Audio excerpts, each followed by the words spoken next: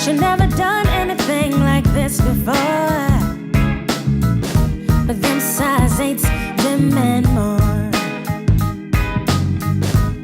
Images of fame playing in her mind, it seems. Watching them fast girls on TV. Seems like she always has something to do. Chatting all the time with some new dude. Familiar surroundings left her wanting more, but baby girl don't know what's outside her door. Slow down, baby, don't go too fast. The sandbox you playing in ain't gonna last. Slow down, honey, hear what I say. You're growing up too fast and headed down the wrong way.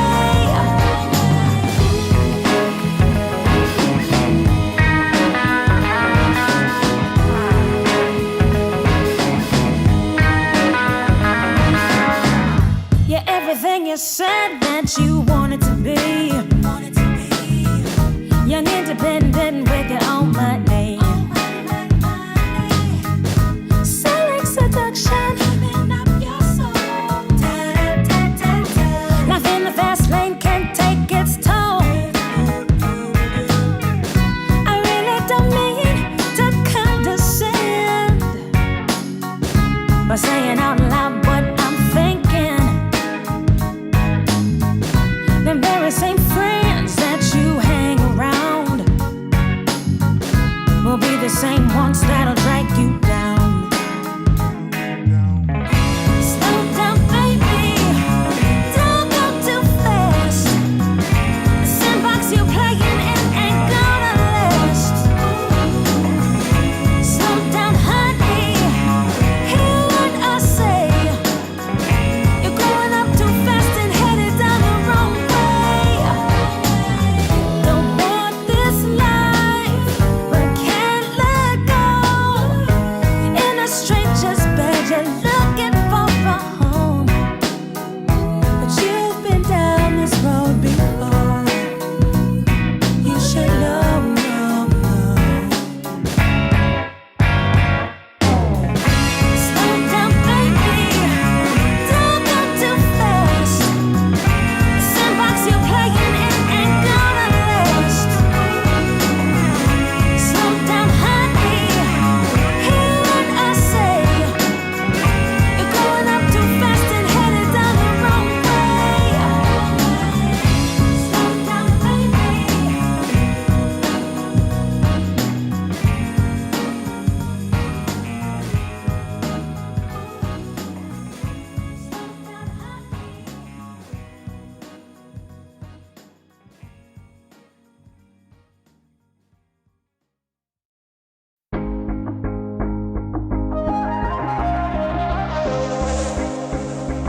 Lost track of the forest through the trees, forgot what I was chasing. Spent so many nights living out at sea that my heart is gone vacant. And everybody who was close to me all stayed on dry land. So now I'm driving back on Interstate West, I just gotta feel something. Not gonna wait till the morning, because something's gonna change my mind. I don't wanna change my mind. Oh, I wanna stay right here, chilling with my friends for another year. I would walk away from the spotlight for the good life. Oh, come on, turn your hate into poetry, pain into power, enemies to friends, and your minutes into hours. I would walk away from the And hello, guys.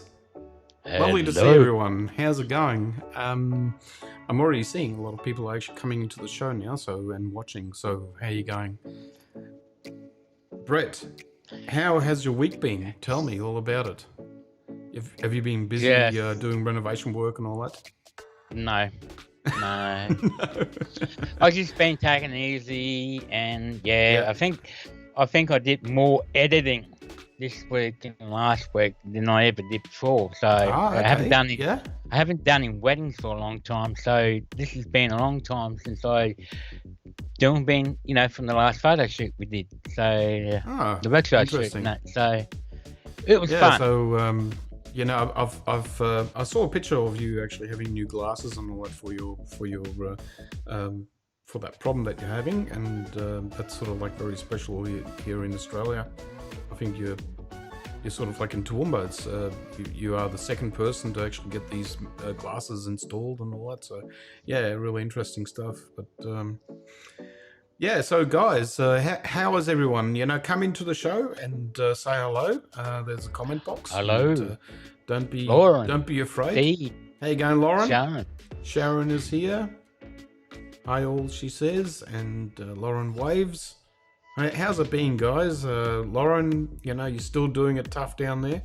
I heard there was another 40 odd cases again in Victoria, and Victoria Market was raided by the police, which is Victoria Market is a very large fruit and so market, and the police went through there and arrested and fined people like crazy, Well, it looks like Melbourne's going to be getting some relief in the next week or so. Yeah.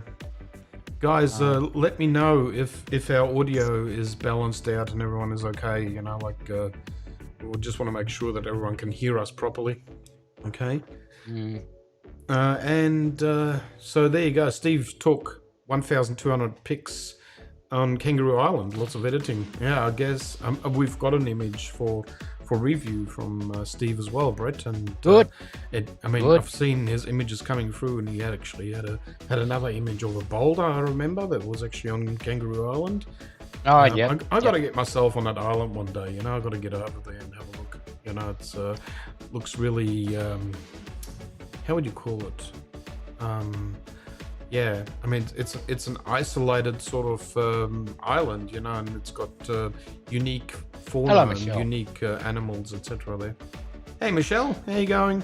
Well, I'm actually thinking going up to Noosa for a while when I can, because I found about Paradise Caves. Very interesting. Paradise Caves? Yeah. Well, we are in the process of actually looking at all these places where to go now, because obviously, looks like the states are all staying still locked up and closed to the Queenslanders, and we are basically not flying anywhere internationally for a very long time. Yeah. Unfortunately. And Sharon says she's been busy painting. The birds are starting to arrive in the back paddocks. Sacred kingfishers are here for the season. Oh, that's nice. And Michelle has been painting and decorating her place as well. I'm getting that already. So cool.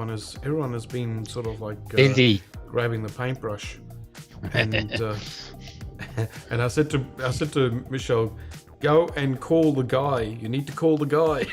But she just wanted to. It's a budget thing as well, everyone is budget conscious, and but painting is just probably the last thing on my mind to do. Lauren says she's downloading photos from the Westgate Bridge as we're speaking. And John, how you going, John? Hello, Jonathan. John. Everyone, he says. Not Jonathan, John. John. And John has been pretty busy with his A9 shooting and showing up. Yeah. He's always again, we've got some of his images as well for review, so great stuff. Been busy painting walls, yeah. So as I said, Michelle has been busy as well.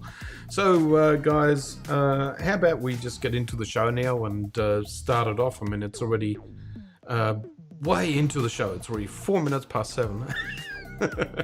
Yep. Yeah, and we'll talk then. Okay, so here comes the intro, guys, as usual.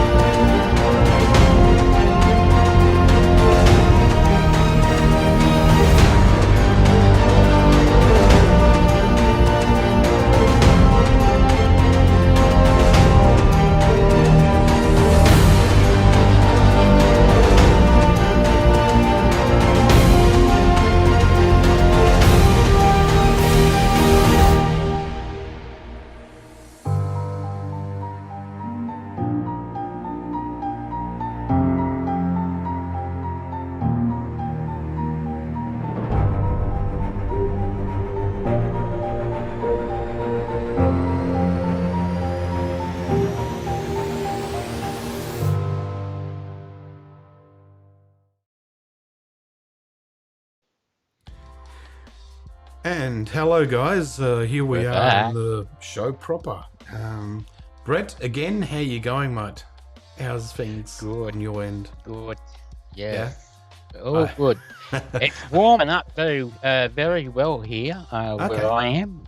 Yeah. Still haven't had any rain. I know that you guys had rain down in Brisbane a couple of days back or something. That right? Yeah, it's been showering on and off, and we just had sort of like a really cold and wet day, and now it's sort of like come back to sunshine again. So we had a nice sunny day today, but still in the evenings, still sort of starting to feel, like there's chills. It's going up and down because we're in springtime now, so it's just it's all over the shop at the moment.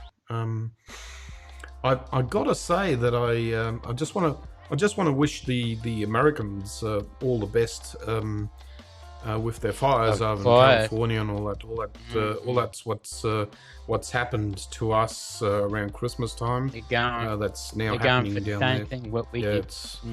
it's a terrible time, Like, I mean, no one wants to go through fires and lose their house. So just a little heads up for the American people out there that are watching the show. And we have got, I'm just going to repeat again, hello Lauren, Sharon, Michelle, John, Steve is here as well. Whoever else I missed, I've got to say hello to everyone. And everyone seems to be painting at the moment. Yeah. and Michelle's saying she's exhausted. Hey, thank you for the lights too. 7 straight off the bat. Hey. Yeah, there you go. That's awesome. Yeah, the thumbs up are really important for us, guys. So yes, give us a because thumbs you up. click on that. There's another one. Because you click on that thumb, it helps Mark's channel get recognised and so forth. Yeah, Yes, exactly. it just all helps us, and just to get popular on this platform that we're streaming here. Now, Brett, how about we go straight into the news? Yep. And then we can do the Q&A, and we can talk to people in the comment box afterwards. As you can see, I've made a few changes here, Brett. I don't know if you've realised. The thumbs up is different now. There's just a few little things, It's not green anymore. The live, it's red now. So just always improving a little bit and making it a bit more you know. But I'll have to say, Liz is actually not here, but I have to say that she likes the dancing arrow and that at the end and everything. So Yeah, exactly. I mean, I think that dancing arrow is still there, so we're okay with you doing that. but yeah, Okay, let's guys. get on with it. Well, how about if I do a screen share, Brett? Yep. And go straight into, boom, I'll go straight into this. Now,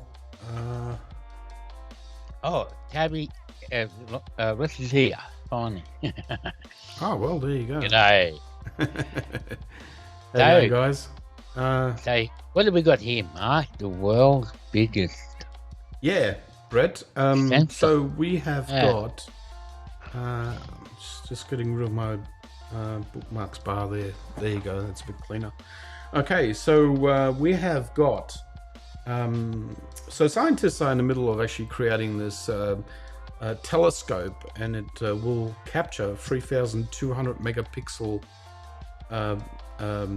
images on this huge sensor, like 3,200 megapixels. And I'll just scroll down, guys. I'm not going to, read it all out, but it's just massive. When you look at this sensor panel here, so this is a sensor, guys, that is 3,200 megapixels in size, which is just crazy when you think about. We've got our average camera, our average full-size camera is 24 megapixels. So it's it's very tiny in comparison to what they've got. And I think there was a sort of like a, you can just see these two guys actually standing underneath the sensor there. So it gives you a bit of a scale as to what is going on.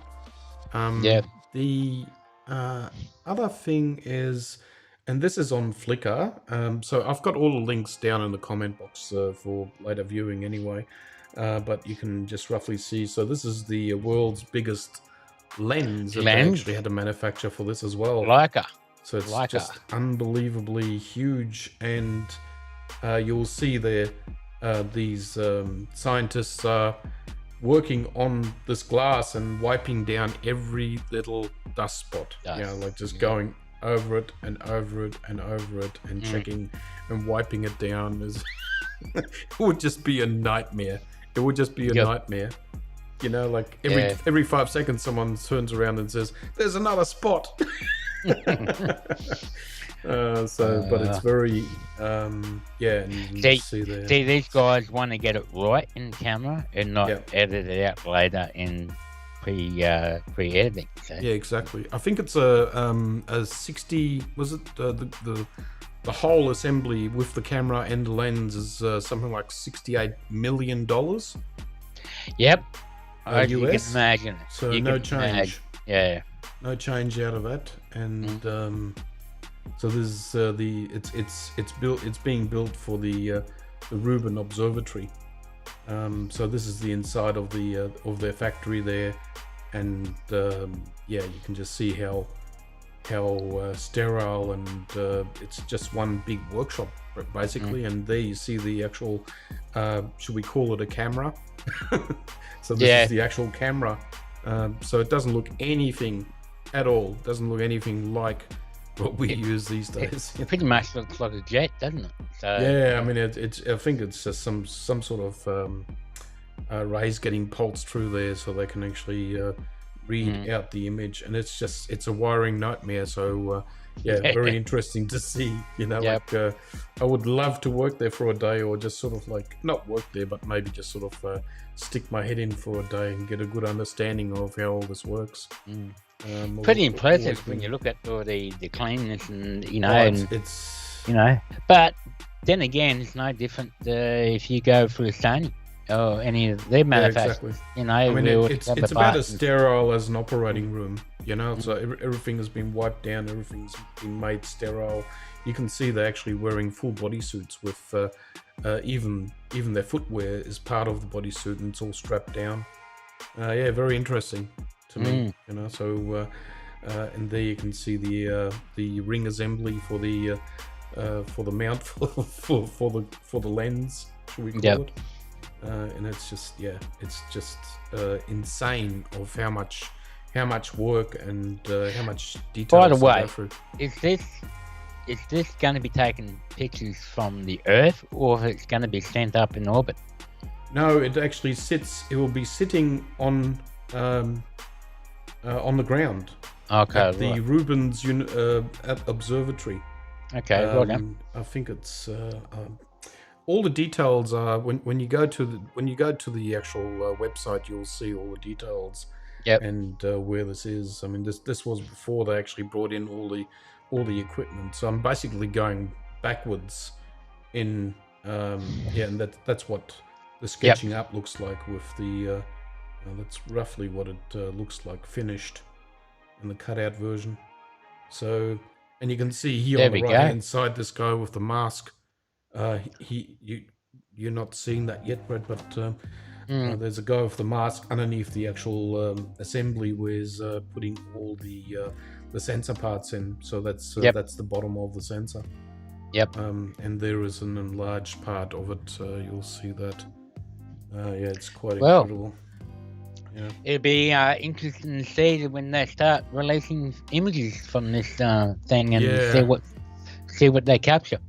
I mean, it will be just quite amazing of the images once this all fires up and works. It'll be quite amazing what they'll be able to, the data that they'll be able to get out of all this. Yeah, so really interesting. Yeah. I'll be following this with interest. I wonder I've got what a scientific sensors they're mind using. They're and using Sony sensors, I would imagine.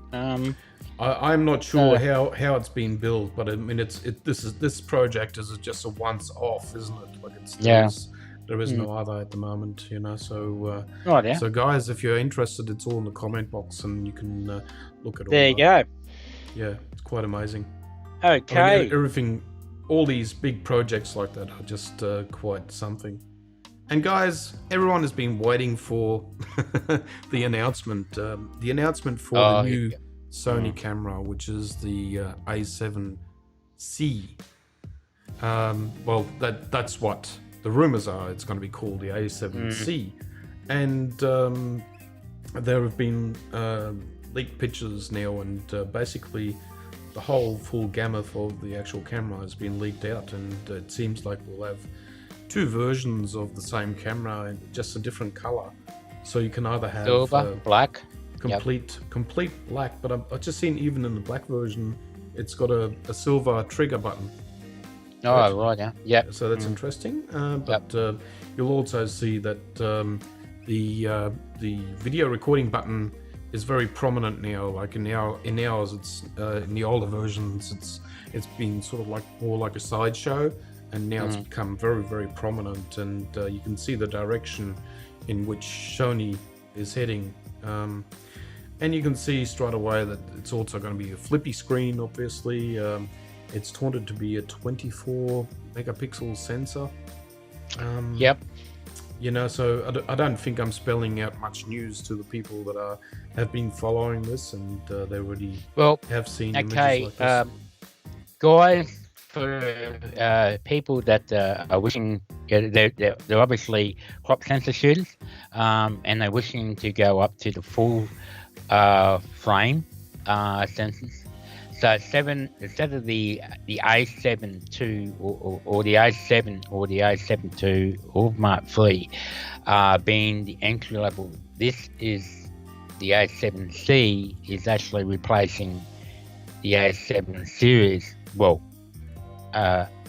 1, 2, 3 as an entry level. So, but you're getting nowhere near as much as the A7. The A7 series, basically. But yeah, only thing is, I'm sort of screwing my nose up at. I don't see it being $2,000. Well, that's US. Well, it's just one of those things, Brett, where you know, obviously the flippy screen is being taken very. You know, it's being taken into account, and Sony is obviously putting a heftier price on it. So I don't know what else they will package into this from what I Yeah. understand. I mean, some of the details, I've got to scroll down for it, but some of the details are 4K 30, which is being taunted. It's going to Yep. have the large Z battery in there, and it's it will be handling a bit like an A6600 Sony camera. Only difference is more or less like the flippy screen, and it's a large sensor. It's a full-size sensor. So it'd be good in low light because it's got the A7 III sensor in it, so you're going to have good picture quality. I mean, the internal the intelligence is coming straight from the S3, so there's going to be some interesting color in there as well. So expect something good coming out of these cameras, and obviously it's all going to be talked up by every YouTuber there is. Like as soon as it gets in their hands, what happens. Every YouTuber is going to be talking about this camera.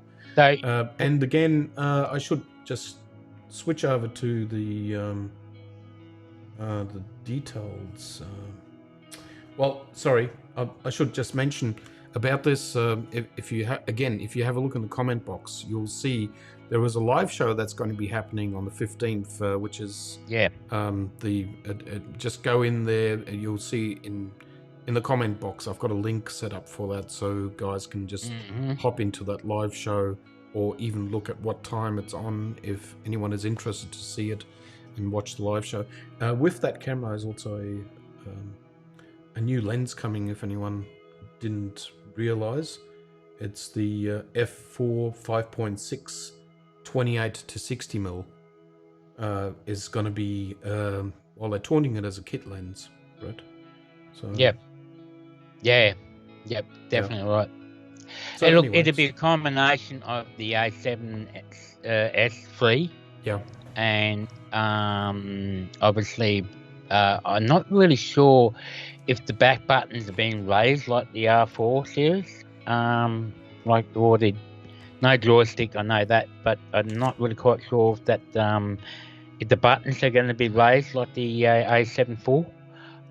It looks three-dimensional, so I would say they're raised buttons, and they're obviously adapting. The only other interesting thing I'm seeing here is also that you haven't got a front roller control. You haven't got the control here like what we've got on our A7s. And also there is only one C button, which is the rubbish, the delete button. So in camera mode, it's going to be a C button. But everything else looks very familiar.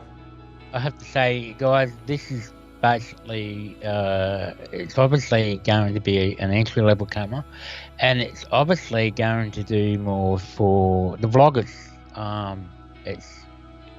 It's not that much smaller than the A7 III when you really look at it. I think it's a bit wider, but not as tall, but there's really not much difference between the body.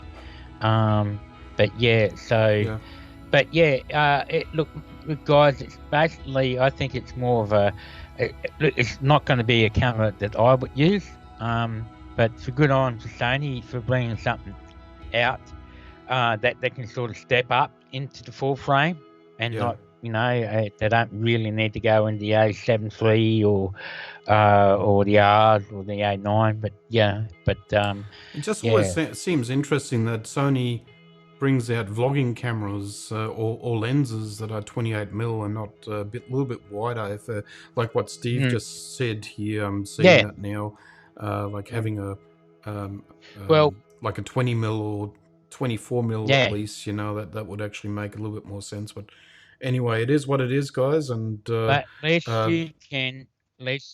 you own a wider lens, you can put it on. There's nothing stopping you for putting a prime lens on or anything. With the Z1, you can't do that. It will probably come in 3 different flavors. I think this camera, it will come with the kit lens, and then you can choose between the silver and the black, or it's going to come just body only, silver or black. So Yeah. you don't necessarily need to buy the kit lens. I'm not sure how it's going to come out and how it's going to be marketed. And again, these are just all previews, and Sony has not. I got to say this over and over again. Sony has not actually released this camera yet or made an announcement. There will be an announcement by Sony on the 15th. So just I'll just add take something this else all too. for. Yep. I believe this lens is one of those compact lenses. It's you go to extend the barrel in order to use it. So it's a collapsible lens they call it, I believe. And I don't know if that's true or not, but it does sort of seem like it in a way, but we don't know. But yeah, I mean it focuses from 0.3 meters. I can just see that on the lens there. So 30 centimeters, which is just like a steel ruler. It's about that far. Yeah. So you can get that close to your object, subject. So guys,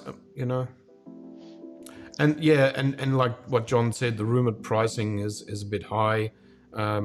Apparently it's going to be high, but I just don't know if that's with the kit lens and it comes with some other bits, or how it's all going to be packaged. Again, it's all rabumors, and until the camera is out and the pricing is being announced by Sony, everyone is just being very suggestive about this. All I can say, it can't really be more than the A7 III, because it does not have the features and the advanced features of the A7 III. It'd be wrong. Well, look, I just don't see it being 2,000. But I roughly reckon around anywhere 13, 15. But anyhow, so that's all I'm going to say. She never uses her flip screen on the A9. Oh, Sharon, you've got to get into it. No, well, there are certain times where you actually need to use the flip screen, and that is to actually get the heat away from the camera. So when I'm doing a live show here, for instance, I've got the A7R4 running as the camera, and I've got the flip screen away from the actual camera body, so it's flipped out, so the camera can keep cooling down. It's very important, but it's also, I mean, if you're doing low down or like high above, just having the flip screen, I can just demo that quickly on the A9. So you basically will have, your chance to, hold it up high, or, bring it all the way out and then hold it down low, which is, doable. I mean, this flips fairly high up, actually. But it's something. I've actually seen a mirror system. I don't know if you did see that, Brett, but I haven't got anything here to show. Yeah, you put it on the hot shoe. Yeah, you put it on the hot shoe. It's sort of like a plastic housing with a mirror in it, and it's sort of like it's like a triangle pyramid, and you clip it onto your hot shoe, and then you flip up your screen, and then that reflection goes through the mirror, and it comes back out. I was going to show it to you on the show, but I just haven't. I just didn't do it. Yeah. And but let's go anyhow, to the next article. That's the that's the 7C, guys. So yeah, guys. So look forward to that. If anyone wants something that compact and they want to go from, especially the people that want to go from APS-C and transfer over to full frame, if the price is good. Have a look at it. I mean, a lot of people do like rangefinder cameras, which means that the viewfinder is on the side instead of actually on the top prism. So it's not like our cameras where it's actually on the top. It's actually down the side.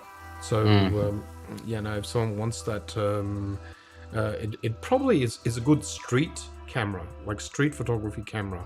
Again, that's sort of like a Leica style body. Yeah, but I feel like they're aiming this camera to the vloggers, and not just the vloggers, but if you noticed how many people, the younger generation using mobile, they're always filming themselves.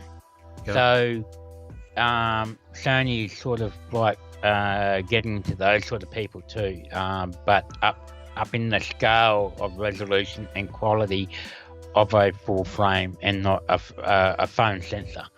So, yeah. I just realised I've got artistic feedback written up there. There will be artistic feedback, guys, so don't worry. Okay, so I have... so the next story that we've got here is, if people don't know about this, Sony has got a lot of software out there to help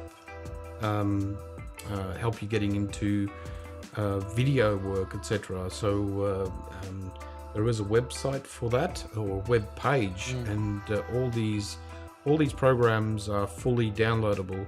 Whereby, well, some of these will cost money, like Catalyst Prepare. I know that's about $15 or something like that per month on a subscription or something like that. So it varies. Now, the reason why I'm bringing this up, Brett, is that I have been looking at this program. It's called Catalyst Browse. Yeah. Now, is it going to come up? There you go. So Catalyst Browse is basically a program that allows it has got a function inside it. If you have got the latest cameras like the A7S3 and that smaller camera, what is that vlogging camera called? That Sony one, Brett? That CV1 or something, or whatever it's called. Yeah. But anyway, it allows you to. So this program will then, if you load the image or the video into this program, it will actually allow you to read the gyro information. Yep. And with that gyro information, it will also read and create and do a conversion for you where it actually gets rid of all the shake. So you will have a video that's almost probably even better than a gimbal. So it's like an AI gimbal system. It's really interesting. And again, I've got links down in the comment box for this. This one here is a free download, but it will not work on any other camera. Like, it only works on the ones that actually got.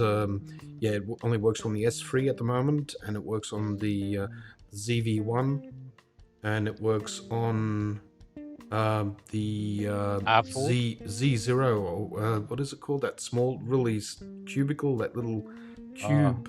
RX. A bit like a GoPro. Something. Yeah.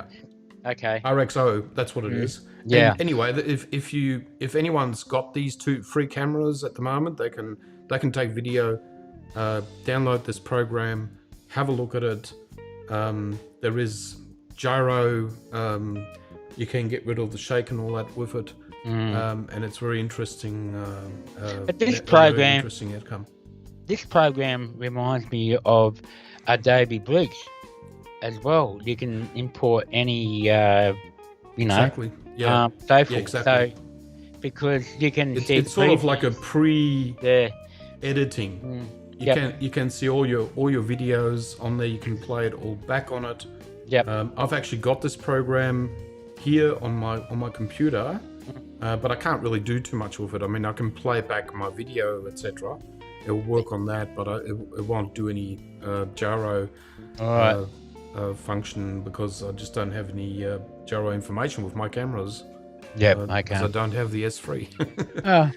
So anyway, you can just scroll down on this page and you'll see more software than you might have been thinking that Sony actually had. And they're all categorized for there's a lot different of cameras, etc. Yeah, so there's a lot of stuff here that people can maybe go through and have a look and see if there's some goodies there to be had. There's even a content browser and a raw viewer.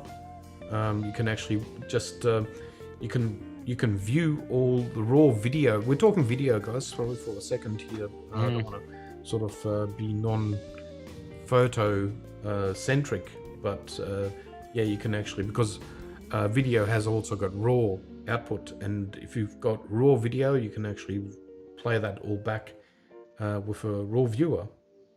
John was just saying it's Catalyst Browse is free download. I think you did say, yeah. The browser's a free download. So Catalyst browser is a free download. Yep.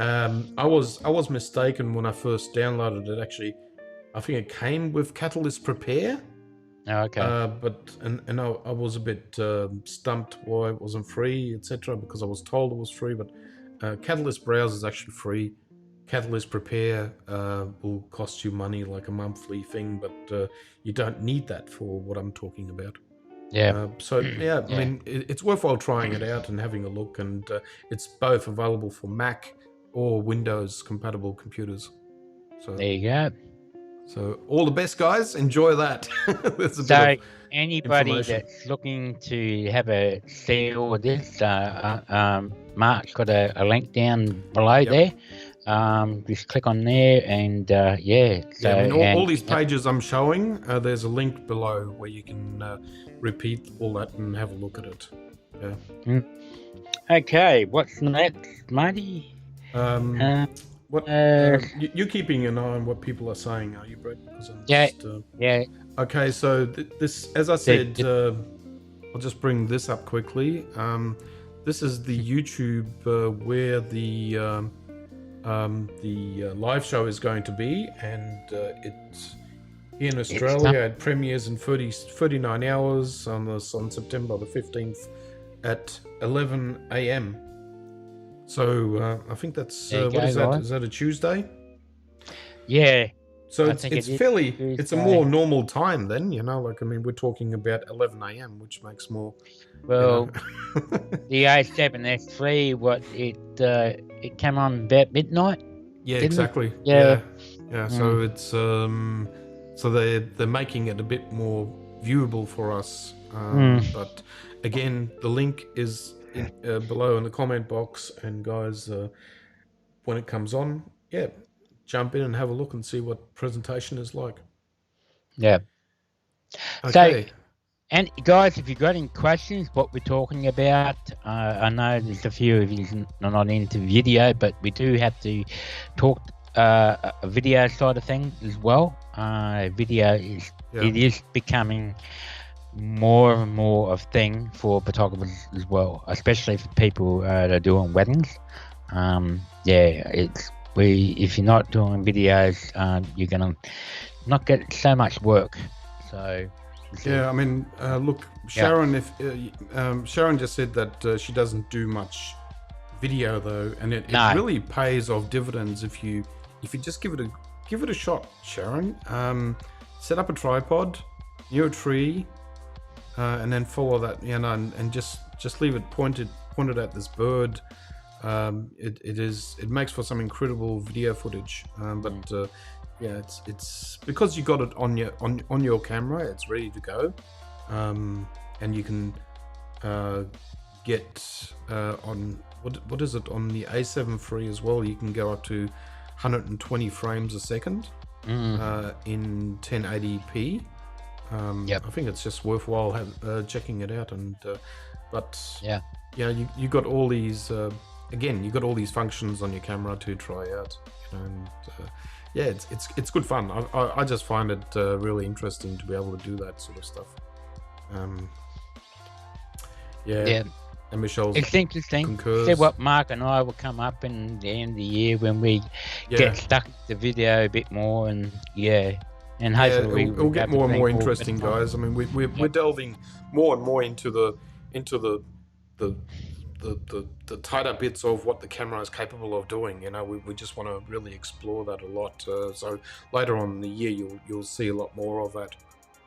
And what is Riz saying here? Less likely to get makeup on the back of the camera with that viewfinder. Well, again, the viewfinder has no replacement for your EVF. So keep that in mind, guys. It's still when I check images, I go into my EVF and double check. Yeah, but I can guarantee you with the A7C, unless you're on the A7. When you look at the viewfinder, I find that my nose touches the screen, so I'm always dirtying it up. But on the A7C, that won't happen because it's off the side. So There's a bit of an advantage there, but yeah. Oh, Steve was just mentioning too, and I forgot this. You need to switch off the IBIS for that software. That's what Steve is talking about. If you if you want to use that stabilization software with, they recommend that you turn off the IBIS and everything altogether, which is really the wrong way of thinking. But yeah, they're saying just turn all that off, and then the gyro information will be is actually doing a better job than that. So it's quite interesting. Yeah. Okay. Yeah. So yeah, guys. Next Tuesday. What you say? 12 or next Tuesday? It's on at 11 a.m. Australian time. 11 a.m. Okay, there you go. So that go to the link assuming, and just make sure that that is the correct time for your area. Yeah. So we're assuming the A7C, and I'm not. It might be another lens as well. I'm not really quite sure. Yeah. So but it's a don't new expect concept. So don't expect don't expect the A7 IV. Okay. Yeah, that's not the. We think it might be sometime later on in the year. Yeah, that may happen. So yeah. Yeah, and again, John. Yeah, it's a free download. The Catalyst browser. Sharon's just laughing at me and at the nose job. Yeah. Sorry, but I got a big nose. But I look. One thing, if Sony asked me, what was one thing that could change in cameras? Bring the EVF rubber seal that that you put your eye on. Bring it out more. Get your nose and your face away from the camera a bit more. Bit like a Hasselblad in a way, Get it away from. Yeah. Well, I mean, every time I look at my screen, it's always, it's always got facial oil on it. I mean, there's just no getting around it. It will just smudge. Yeah. But I've got my touch screen completely off, and I'm so used to now working without a touch screen that a lot of people want touch screen on the Sony cameras, but I mean, I'll disable it myself. Personally speaking, I won't need it, and because I've got my muscle memory and I know where all the buttons are, and I always practice it. So I'm always on the camera and I'm always switching. I look through the viewfinder and I know where my buttons are, So it's just one of those things that you just have to learn it, If you want to be able to get shots. I don't know if anyone saw that. That last image that I posted. I was looking for the EVF at this bird for a good hour, before I've finally got this shot. So it's that bird with the wing hanging down to its side, but you probably would have seen it. It's I've posted it on a few sides. Look, I love the touch screen menu on the back for landscape. But when it comes to portraiture, weddings or whatever, I've got to have the touch screen off, like you said, because the nose touches it and you wonder why your bloody focal point is over here and over there. I've got everything. I mean, personally, that's how I got my. I've totally got my camera modified. I've got rear button focusing and the C buttons are all taken up. I wish there were actually more C buttons on this, and you would think there are enough, but I always would like one more, maybe.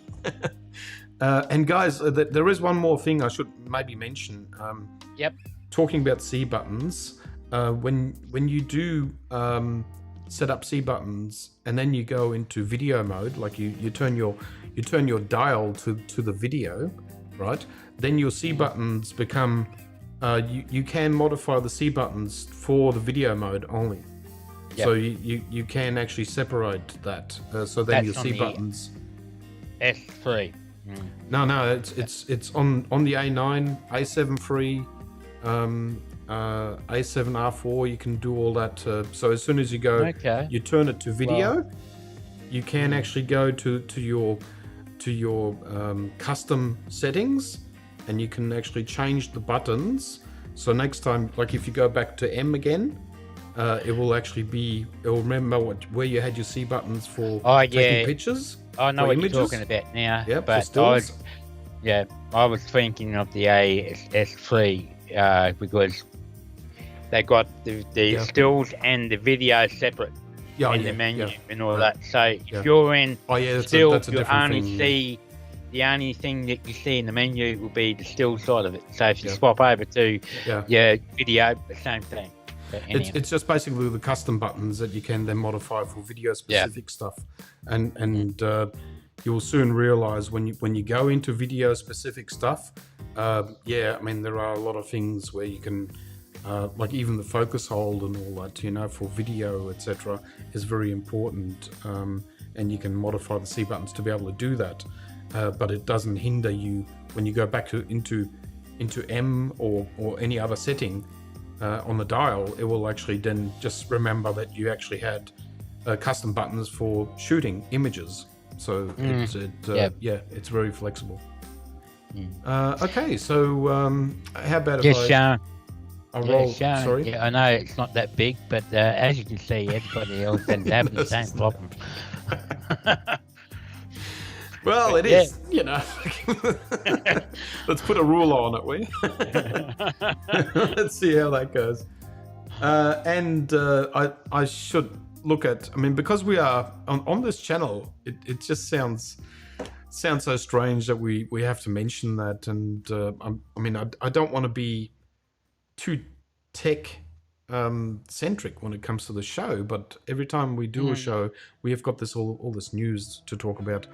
So basically what I am just bringing up is for all the Canon users that are coming to this channel and want to have a look-see in, the EOS R6 firmware, like the EOS R5 firmware had already appeared and it had already come out. This is the second version of the firmware. So there was a version 1 and now there's a version 1.11. To try and resolve a lot of the issues of this new camera, and if if people have been sleeping under a rock, we've been hearing all about these overheating issues and all that other stuff that's been going with it, and it's just been more or less found out that there is more to it than what we actually know. Yeah. And what is John saying here? You can do that on the ZV-1. It has two FN button menus depending on whether you are in video or photo. Yeah, but that is. Oh, okay. So you got two FN button menus. Oh, that's interesting because I haven't really played around with the ZV-1. So that's interesting. Again, that you can actually do some extra settings between video and photo, but I mean, again, Sony is trying to make it very interesting for people to go into video because they are, Sony owns Columbia. Columbia Pictures. So they do the James Bond movies, guys. So, they have to be video centric. Spider-Man too. Spider-Man, you name it. There's a lot of great movies that they've brought out lately, and very interesting stuff. Anyway, this is just to let people know that we've got the Canon cameras are trying to the Canon is sort of trying to fix all this problem up, and also the wobble. There was a mention about the widescreen lenses. They've actually got a lot of wobble with the IBIS. The body stabilization makes the whole video sort of wobble around. So that they've been sort of like trying to limit the wobble and trying to get that tack down. So it's just all this new stuff that they actually are finding out about and actually trying to fix it. So I'm not gonna dwell on it, but just something to think about. Only thing I will say, Canon needs to send all back and redo it all again. That's the simplest way to do it. It's going to cost a shitload in what it is trying to do firmware fixes and stuff. Look, I've got nothing against Canon, but this time they really mucked this one up. It wasn't ready to be sold, and they shouldn't have sent it out the way they did. So, yeah, I mean, I feel sorry for the Canon users. Yeah. But yeah. But again, Sharon just said that she. I'm sorry, I'm just going to interrupt you there, Brett. Sharon was just saying that she uses that function, and it drove her nuts that she was pressing the video button accidentally. And I stay away from the video button unless I absolutely need it. I've got it on my trigger, so I use my trigger when I actually want to use the video mode. But I go totally into video mode for certain reasons. Like even the tracking works a lot better when you actually got it in video specific mode. So yeah, it's something that you find out as you muck around with video. But everyone has to sort of experiment with it, guys. I mean, it's there. It's probably interesting. Okay. Take your time, and we'll see you back, Lauren. Oh, Lauren is taking off, is she? You're right back grabbing delicious dinner. Yep. Okay. Well, good on you, Lauren. Okay, let's just wait until Lauren comes back. No, anyway, I'll digress. Okay, so this is the last story, guys. Promise. Last bit of news, and then we'll get into some more interesting stuff. Okay, so Fujifilm has now decided to bring out the world's first F1 full frame mirrorless 50mm lens, which is really interesting. I mean, this is. I mean, when you look at the mount, you can see that small picture there on the right hand side. Yeah. You'll just see how tiny that mount is in comparison to the actual glass. So this will not be a cheap lens, guys. So that's for sure. But I just thought it was worthwhile or worthy to have a look at it and show it off a bit. And there you can see a comparison. Well, there's a 50mm f2, and to the right hand side, and in the middle is this honking f1. And I just don't know why people always want to push. I mean, it will be very hard to get focus, I think. The shallow depth of field 0.1, that's your very minimal plane. I mean, your gain is a lot of light coming in. Yeah. But your field, your field of focus is just going to be so shallow, so narrow. It's just going to be. It will be very critical to get that right, but it's actually autofocusing, Brett. Yeah. So that's what I found interesting as well. So. But that doesn't surprise me. But but I tell you what, I still think it'd be a bit smaller than your Canon 1.2. Yeah. Or I mean, your my Canon 1.2. And your dice, and it doesn't help that I need to have the MC11 adapter on it as well. I mean, I've got it in my cabinet here, but it is a big honking, like it's a ball of, like it's a what would I call it? It's a bit like a cowbell, I can exercise with it. It's so heavy. So it's I think it's just over 1 kilo of glass. But it's got great rendition, and it takes great images. It's got a little bit of chromatic aberration, which is normal for that aged lens, but it's known for that, and it can be fixed up in post. It's just one of those bits. Like once you look through a 1.2 f1.2, you wished you had one.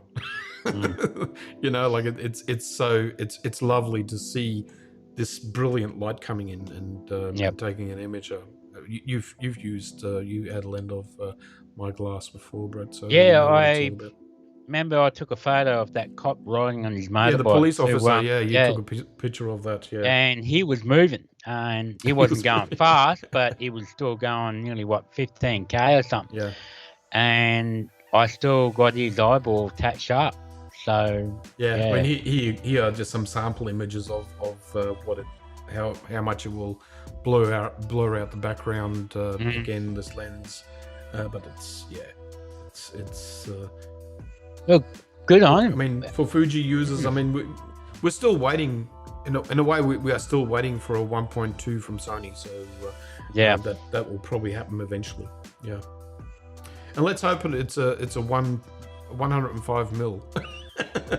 So while we're talking about this too, we're still talking about we're waiting for Sony to bring out a 1.2, and we're waiting for Sony to bring out a 14 1.4, and we're waiting for Mark's waiting for the 105. 105. So, yep. Because there is nothing. I mean, you got the STF lens, the 100 mm STF GM from Sony, but it's again, it's got that. It's a 5. What is it? F equivalent of 5.6. So it's not letting enough light in. It's to be a bit faster lens. But I'm sure Sony is well aware of all this, and but I guess they got so many apples in the fire, they gotta work out what comes first, like, I mean, what do we need to bring out next? And I'm hoping they'll bring those type of lenses. I mean, for landscape shooters, we want a 14 mil, and a 1.4, for landscape and astro. But I'm hoping they release those sort of lenses before they go back for the second run, like for the GM, the second series, like the 7200, the 90 mil, the 85, because a lot of those lenses need to go up to the linear modes, is like the 135. And the 400 and 600 and stuff like that. So yeah, absolutely. But it's hopefully we see all that. Look, I mean, it is obviously Sony is totally steeped in the E-mount lenses, so I think people can purchase with confidence, and all the camera bodies that are coming out in the future are still going to keep going with this for quite some time. I don't know when it's going to stop or if it ever will stop, but all your lenses that you are purchasing now, that they will always fit on the next generation body cameras and video cameras as well. So it's quite a powerful system, especially the G Master series, because they they're feature-proof right up to the stages if we ever get up to 100 megabyte resolution. So they're going to cover those sort of resolution specs and stuff in the future as well. So with all the older lenses, they may not be usable when the time comes of everybody's shooting much higher resolution. But there you go. Steve just said it's going to be an 85 mm 1.2. Steve, don't. Well, all I want is a 1.4. I'm happy for 1.4. 105. And if anyone knows about Nikon's lenses, there is a 105 1.4. And every time you talk with a Sony user about the 105 1.4, they totally drool over it and they wish they had it. Like it's so amazing. Portrait. It's almost perfect for portrait. Like the 135 is a little bit. You got to step a little bit back too far. With the 85, you got to be a little bit too close. So it's somewhere in between. That makes sense to me. Like the 105, like even Sigma's got the 105, but that's one huge honking lens. Like it's a bokeh killer, but king of bokeh or whatever they call it. So it's got a lot of 20. But anyhow, guys, let us know in the comments what lenses are you hoping Sony will I would release? like to know what is on people's we're wish curious. list here, because it looks like Steve wants the 85 one too, and I can understand that. I mean, I've already got two 85s. You've got one, Brett. You've got the 85 1.8, which is a great lens, actually. Must say. Yeah, fantastic lens. Yeah. But how about, Brett? We do. I'll switch you over to your screen share. Oh, and okay. We do the next segment, which is dun, roll the drums. It's the final installation of strobe, flash and strobe, guys. Yes. So here we go. I'm going to switch over to you, Brett. And there you are. We're on. Yep. Yeah, so thank you, Mark.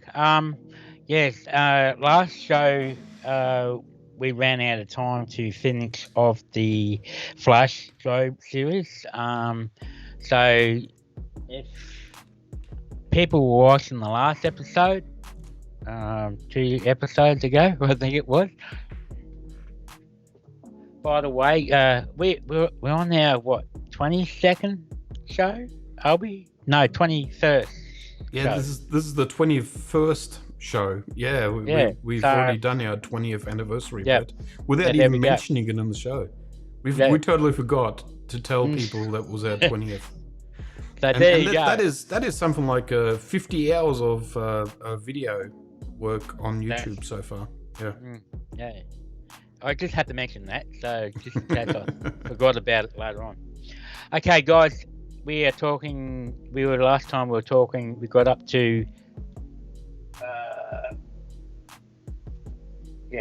the normal strobe, flat speed lights, and the 360, which is actually a strobe. This is not a speed light. This is 360 watts. So we got up to how we explained this, why we used it, and so forth.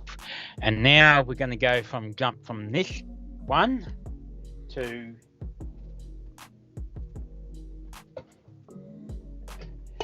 this big beast, which is the Godox AD600, and this is a combination of a strobe, and you can use it for a studio strobe too. But this one is good for locations, and as you saw from our last show, that the images that Mark and I shot from the retro shoot, we were using this inside, and Mark we did the 50s girls with these strobes. Yep. I was using mine outside, mine inside, but Mark was using his outside. Even though that I had... It fell over once. It fell over. I had mine vertical down at the bottom of the light stand by using this little device. And that allows me to have it at the bottom of the stand, so all the weight is down the bottom. So that clamp basically clamps onto the stand. Yep. And then you got that pin. What do you do with that pin, Brett? Well, the pin, let me undo this out the way. So you pull your adjustment where your light would actually go like that to the pin on the top of your stand. Yes.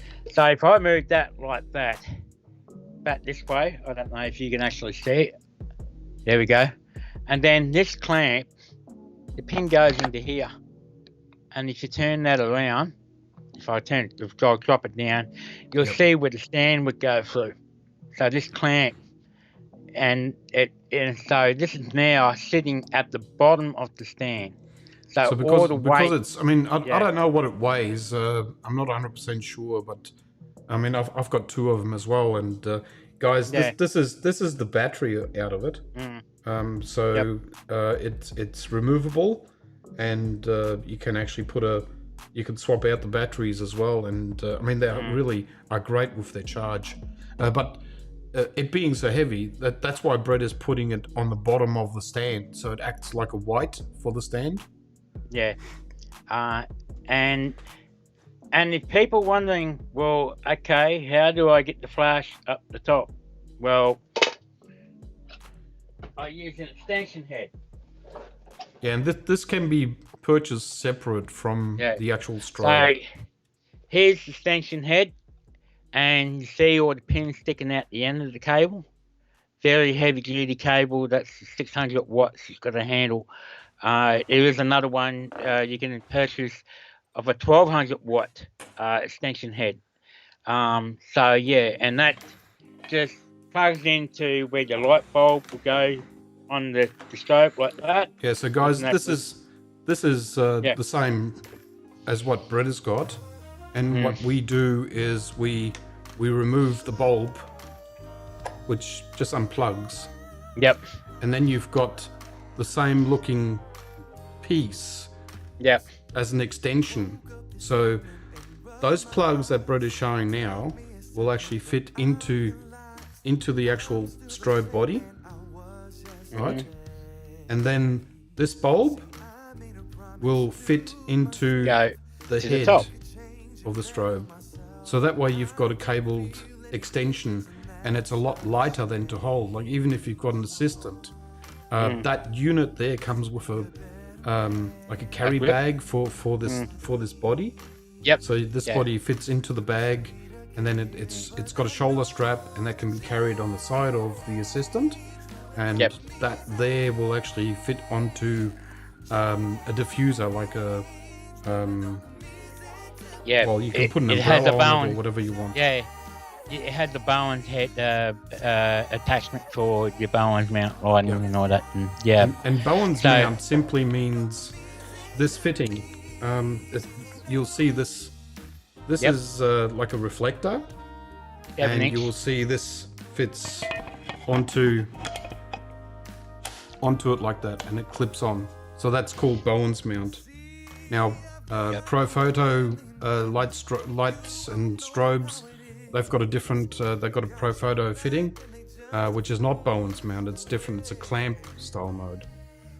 So it is Bowen's just means the actual type of clip-on fitting for it's the mounting the device. Yeah, it's the mounting device. Yeah. So anyhow, guys. So as we saw, this is the strobe that we're using. I'll show. I'm just going to share my other screen to these guys so they can see what sort of light this actually looks like.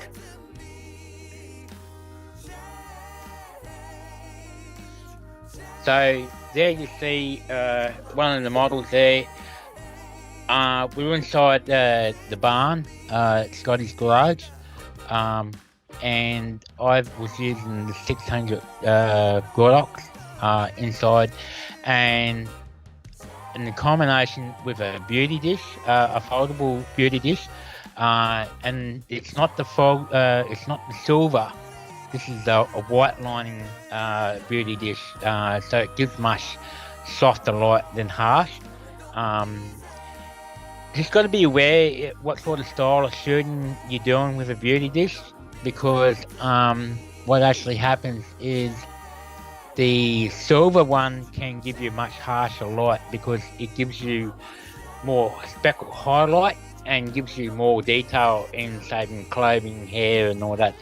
And if a model doesn't have very nice, soft, smooth skin, that will bring that out in the photo. So you'd be better off, depending on your model, using a softer light. You can actually use a diffuser over it as well, but that's just an example of what the sort of lighting you get from these particular lights. Yeah, so I mean, there's plenty of power on tap with these.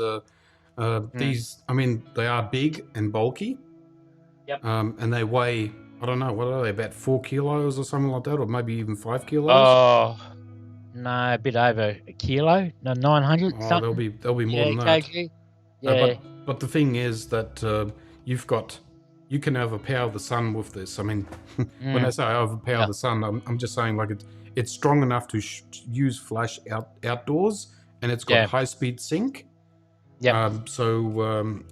If anyone like if you just want one flash or one strobe that can do everything, this is probably the strobe that we would recommend. Is that right, Brett? Yes. Yes. You know, like instead of just starting with a small flash, you basically go straight up. You upgrade to something this size, and then you are set to go, and you can shoot just about everything. And I like it, and I mean everything. And it's just it's quite incredible how it actually works, and it just the battery just clips on. It's got a readout on the top. It actually tells you what how much battery you've got left, etc. And it's very compact, and it's you can use this in the studio no problems as well. That's what I use it for as well. So it's just one does everything sort of style strobe. Now we'll go one step further now. So we're going from flash, and we're going to strobe, the mini, the 360, and we're going to the AD60 600. There's one more thing I've got to show here, Mark. Is studio.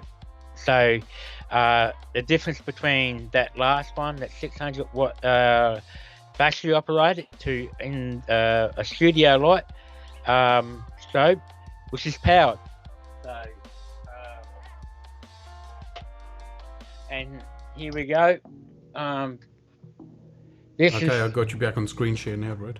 Okay, so this one is the DE 400, and this is a studio strobe, and it's just as big, but not half the weight, but a third of the weight of the 600, the battery powered. And at the back you'll see where the AC power goes into. It's powered by AC, and then you got all the controls and everything at the back. And so this does not have a battery, guys. No. So you can't use it outside. Well, you can't take it away if you got without power, a generator. You need a generator. Yeah, if you got generator power to it, yeah, you can. Yeah. 400 watts. You don't really need 600 watts for studio. I mean, I think if you do need the advantage for a 600 watt, you can go down to 250 of a second in your power range, instead of from was it 125 upwards to 1:1.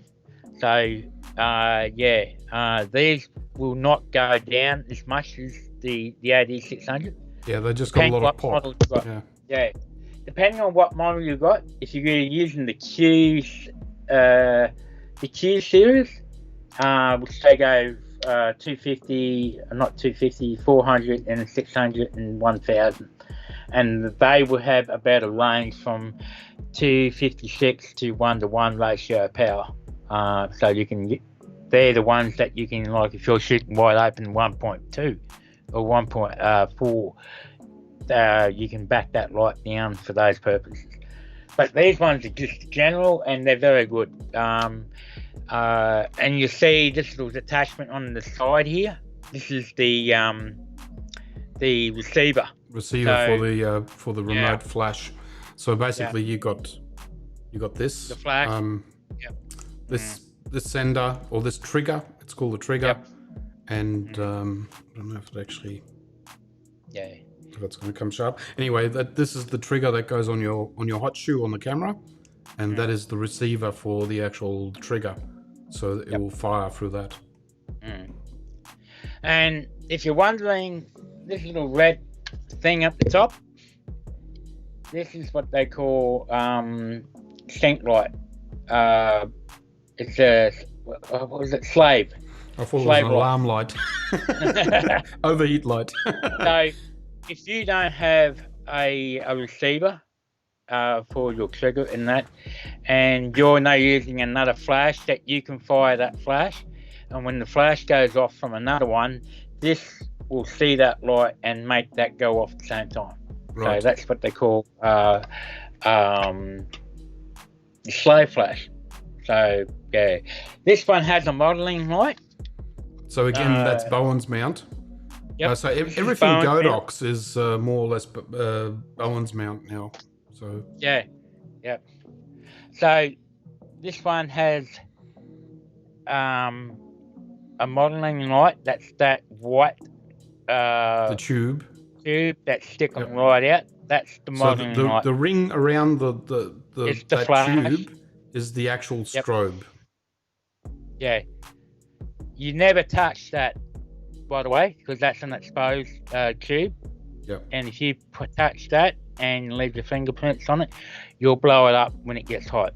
So you never I should touch mention that the I was touching this bulb, and you'll see this is protected by plastic, or sorry, it's glass. plastic. Is it glass or plastic? I'm not Glass. sure. But anyway, you can touch this all you want. It's fine because Don't the put actual fingers inside. yeah, it's actually inside. Okay, so it's totally protected, so no damage can come to it really. Yeah. And it's durable, which is really good. I mean, So I've never heard of any of these globes actually blowing or anything like that. No, well that's right. So these ones, the total is set. This is I think it's 150 watt modeling light. Yeah, maybe we should just mention why we use a modeling light, Brett. The modeling light, when you turn it on, this one has a variable function that it's got two controls in the back. You can turn it up or down. It's adjustable light, so how much power you want. So it's like a constant light coming through your softbox, and when you've got that on, it just shows you where the light's falling on your subject, so you can actually see where the shadow's falling on the face and so exactly. forth. Well, it is for that, but it's also for just so you actually have light on the model. And light on the model for focusing with the camera, especially mirrorless as well. Yeah, but when the flash fires, this will shut down in an instant before the flash fires. Yep. So, and then when the flash is made burst, this will come back on automatically straight up. Yeah. So it's not interfering with your light. But you don't have to have it on. You know, it's your choice. You can have it on and off and so forth. But yeah, exactly. But it is something to look at when you guys are looking around for flash strobes.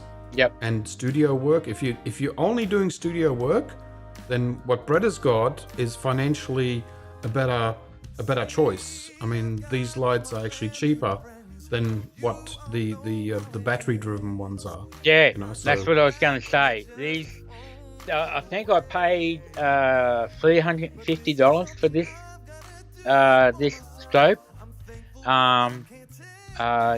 And then the Godox, I think I paid nearly $800 for the 600 watt. So they are cheaper because the fact is there's no battery in these. You've got to use power, AC. But I got two of these, and I got some other 250. I think they're Godox ID 250 watts. 3 of them. They're pretty much the same, but nowhere. They're good for like kicker lights for backlighting for the back of the your subjects, or hair light, or a kicker light, or whatever. Where these ones here are good for your key lights, side lighting, and so forth. I think what I might actually do in the next show, I might just do one more segment where I will actually show LED lights. I turned around before to look on my shelf, but it's sort of like it's like shooting with LED or constant light is another segment that I can probably talk about, and it's a lot easier if we actually keep that separate. You know, it probably will confuse people too much when I talk about that. Yeah. but anyhow, look, there's. I think this was the third part of talking from flash, speed lights, flashes to and the full range of the portable strobes to the studio.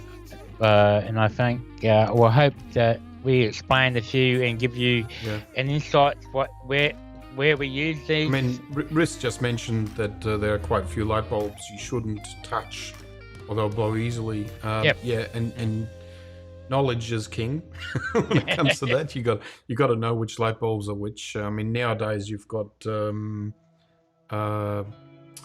what are they called? I keep forgetting the name. But you got now light bulbs that actually look like the Edison light bulb. Oh, right? yeah. Now, the Edison light bulb, you're not supposed to touch the glass because your oily fingers create a heat spot on the glass, and that actually makes, destroys your light bulb. But now they've got Edison light bulbs that have got LED lights inside. So you can touch the glass all you want. I mean, LED lights don't get hot at all. And I've got, like, when you look at that light there behind me, that's got one of those Edison, but it's an LED light inside. So, it just, I mean, that's just a little technical suggestion that, make yourself aware of which ones you can handle easily on the glass or plastic or whatever the material is, and which ones you can't. I mean, you've got to be really careful with some, especially. Mark, you can go back to the normal screen now if you want. Yeah, absolutely. But especially certain light bulbs, do not touch them. Especially like car headlight light bulbs, for instance.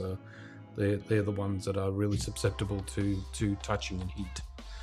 Yeah, they'll blow easily. I mean, you only get a couple of hours out of them, and they'll blow up.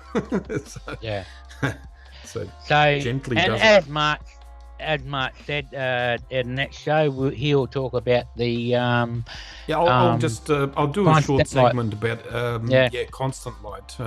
Which is interesting, because there are certain things you can do with constant light. I don't know if people saw the that cocktail glass where all the fruit was. I was pouring fruit in and it was splashing out. I don't know if anyone saw that in our Facebook groups, but that was all done with constant light. So and it was very easy to do. And we'll also talk about the disadvantage and the advantage between. Absolutely, there are disadvantages. Current power. That's of the lights. That's something that we need to talk about. Okay, so how about if we go? Has anyone got any questions? Yes. And we'll be just too happy to answer them, guys. I know it's been sort of like a long segment, but we just had to sort of conclude that. Yeah, we had to cover everything that we do. We had to get mileage on it. I mean, there is a big difference. I noticed when we were doing the shoot at the garage, people were using speed lights with a big bounce card, and you could tell the difference between the quality of light from a flash from a studio light. And as you saw the results that I just show here, this girl here, before, that's what you expect. If you see that gorgeous soft light and even light, and that's coming from a big, huge light source. Exactly. It's not coming from a flash. I'm 100% sure. Like if you are a professional and you've got any kind of light given to you, any flash, anything, you will make that work, no matter what kind of light you've got. You just have to learn to understand light and how it works. Some photographers they were obviously trying to bounce light with their small flashes, and the hall was way too big for bouncing light, and they overpowered their strobes, they overworked their cameras, and they actually had really too much light at the end of the time bouncing onto the subject. But I mean, I'm not going to critique people. No. Look, they did amazing what work. they've been doing. Amazing, good, great work. But Yeah. it's if you understand light and if it's done properly, then you won't have any issues as such, and you'll be just coming home with images that are actually already finished almost in camera. There's very little extra work that you have to do. Yeah. I was pretty sure that when you and I rocked up in the hall and we started setting up the lights and walking around, everyone's looking like, my God. we had a lot of gear with us, that's for sure. I mean, we had a trolley with us, didn't we? Like a little hand trolley that was full of stuff. So, and Maradona has come in as well. How you going, Maradona? Hey, good to you're a see bit you, late, mate, but you're just in time for the next segment, which is... The next segment is going to be our reviews. We're just going to do a review on people's images. We've got what have we got? Well, actually, we've got to bring up the workshops and stuff. Oh like yeah, that. I should bring that up quickly. So we've got 5 images. Okay, so guys, should I bring it up? Yes, I will. So our workshops, obviously, there we go. So I do this every week, and I'll just repeat myself all the time, but I've got to do it, and this is our bread and butter, guys, so just bear with us. The workshops that we do and that we offer right now, because of the coronavirus, are very limited. We are offering, however, one-on-one workshops, obviously. But in general, when we do workshops, we cover everything, and we will advertise them as you know, the coronavirus and the legislation will permit us to do. And as you can see, you know, there's huge amounts of stuff here. We do everything from cityscape photography to macro to wedding to occasion, studio lighting, fashion and botanical, you know, you name it. We are very experienced photographers. I think between yourself, Brett, and myself, we've got over 60 years of photography, you know, intellect here. So and experience and professional experience as well. So if anyone wants any help or wants to do a one-on-one workshop, please get in contact with either myself or Brett, and you know, like we are willing to help, and we can discuss all the details on a one-on-one basis. Okay. And the other thing, obviously, is our Facebook groups, and I'm not going to bore everyone too long, but we just got to flash these up, and these are probably images that are a little bit aged now, but you know, Brett runs the Sony Alpha Brisbane group, and I run the Photographers Collective group. And everyone is welcome to join. There's only a couple of questions in there that you just have to answer, and you can get in and see everything that's happening in there. And please do. It's very important if you want to be made aware of any events like photo walks or workshops that we do, or even the YouTube shows that we do. Anything that happens, we post them in these 2 groups. So join up. It's obviously no cost involved or anything like that. It's a free service that we give out, and please do so. And it doesn't hurt to actually be in a Facebook group with like-minded people, you know, that are into photography. And if you've got any questions, you know, feel free to, you know, chime in and you know, write up something and ask a question. I mean, any question is we don't consider anything silly or not worthy answering. So we'll answer all your questions, guys. That's right. Yeah. So Brett, shall we now go into our last segment, which is roll the drums. It is obviously the review that we're going to be doing. Artistic reviews. Artistic reviews. Okay, I'm just going to go here. And straight away we got Steve's image. Now, Steve has posted this a while back. He actually emailed this to me. It was shot on Kangaroo Island. Yeah. It's a black parrot, and I'll just tell you what the details are. It's I shot at ISO 1000, 1/2000th of a second f5, and it was shot with his A7 III 100-400 Sony GM lens. Yes. So what do you think, Brett? Yeah, I'm just looking on my other screen. That's why I'm looking down, guys. Yeah. Look, great shot. I like the detail and everything. Yeah. And obviously it was the middle of the day or something. It was very harsh sunlight. Yep.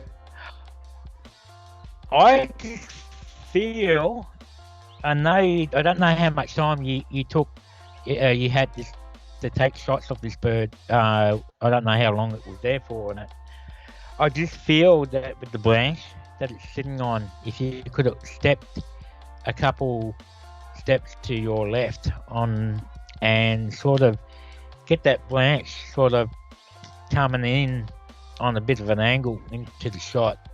But depending on the bird, we don't know what the bird's doing. But I would have liked to seen that branch sort of coming in more, the branch on the left hand side, more in front of the coming towards the screen of the camera, and bend them back and getting more side on.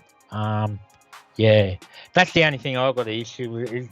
Look, some situations you don't really have much choice that you can get what you like it to be, but you just got to take the shots that what's available and what you can get. Other than that, look, I mean, the eyes and sharpness, it's focus, detail, I quite like it. So, and I'm always fascinated with these birds, because when we get these birds around our place, we don't see these birds until it's about to rain. They always seem to fly about and when there's rain, and or after rain. Yeah. So we never see them any other time.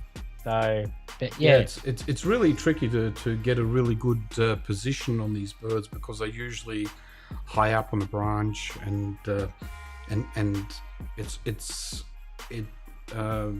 just a tip for guys that are shooting birds. Just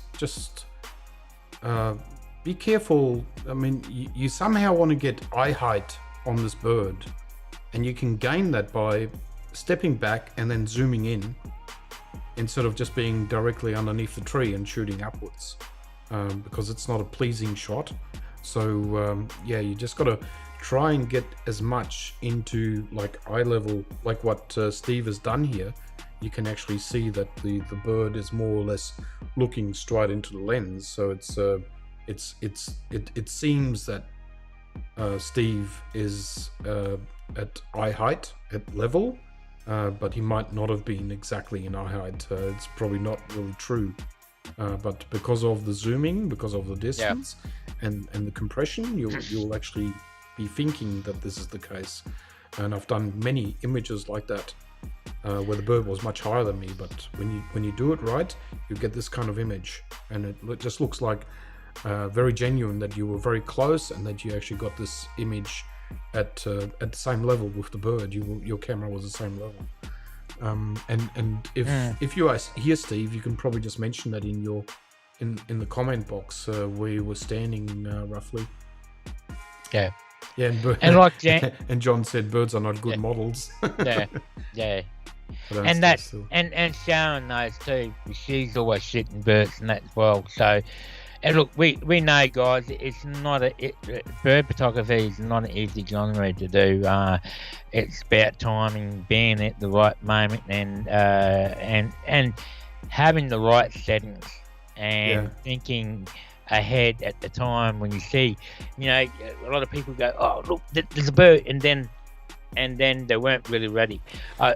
You and I had similar problems at the Stratty Island. Yeah, I mean, just And a then- tip-off technique. Yeah, we Right. had that. I don't know what was it called. Ice play. No, I'm talking about that chicken. That Oh, the barking. What did you call it? The barking Pheasant. chicken. yeah. Barking pheasant. Yeah. Yeah, it's a pheasant. Yeah. Okay, so I can't really comment too much about this image. I mean, it looks good. I mean, I keep It looks- going back to the green, right? You know what I would say about the green. Steve Yeah, was suck a saying little he bit was of that green. sitting- He was sitting down, couldn't move. So he must have been pretty low, this bird. So Yeah. Yeah, so you sitting down. So were you sitting down, Steve, or was the bird? Are you talking about the bird sitting down? You were obviously sitting down, so you were actually shooting up, but you can't really tell that you were shooting up here, and that's a good shot, you know. So that's how you need to do it. I don't know if anything, it's just very hard to. I don't know, Steve, if you got the eye sharpness right or not, because I can't really tell I can see 100% it. with this image. It is sharp, is it, Brett? Yep. Okay, great. And I can't say any more. I mean, you always have to watch out for shadows on the birds. I mean, you've got to show all the plumage. Every detail is important.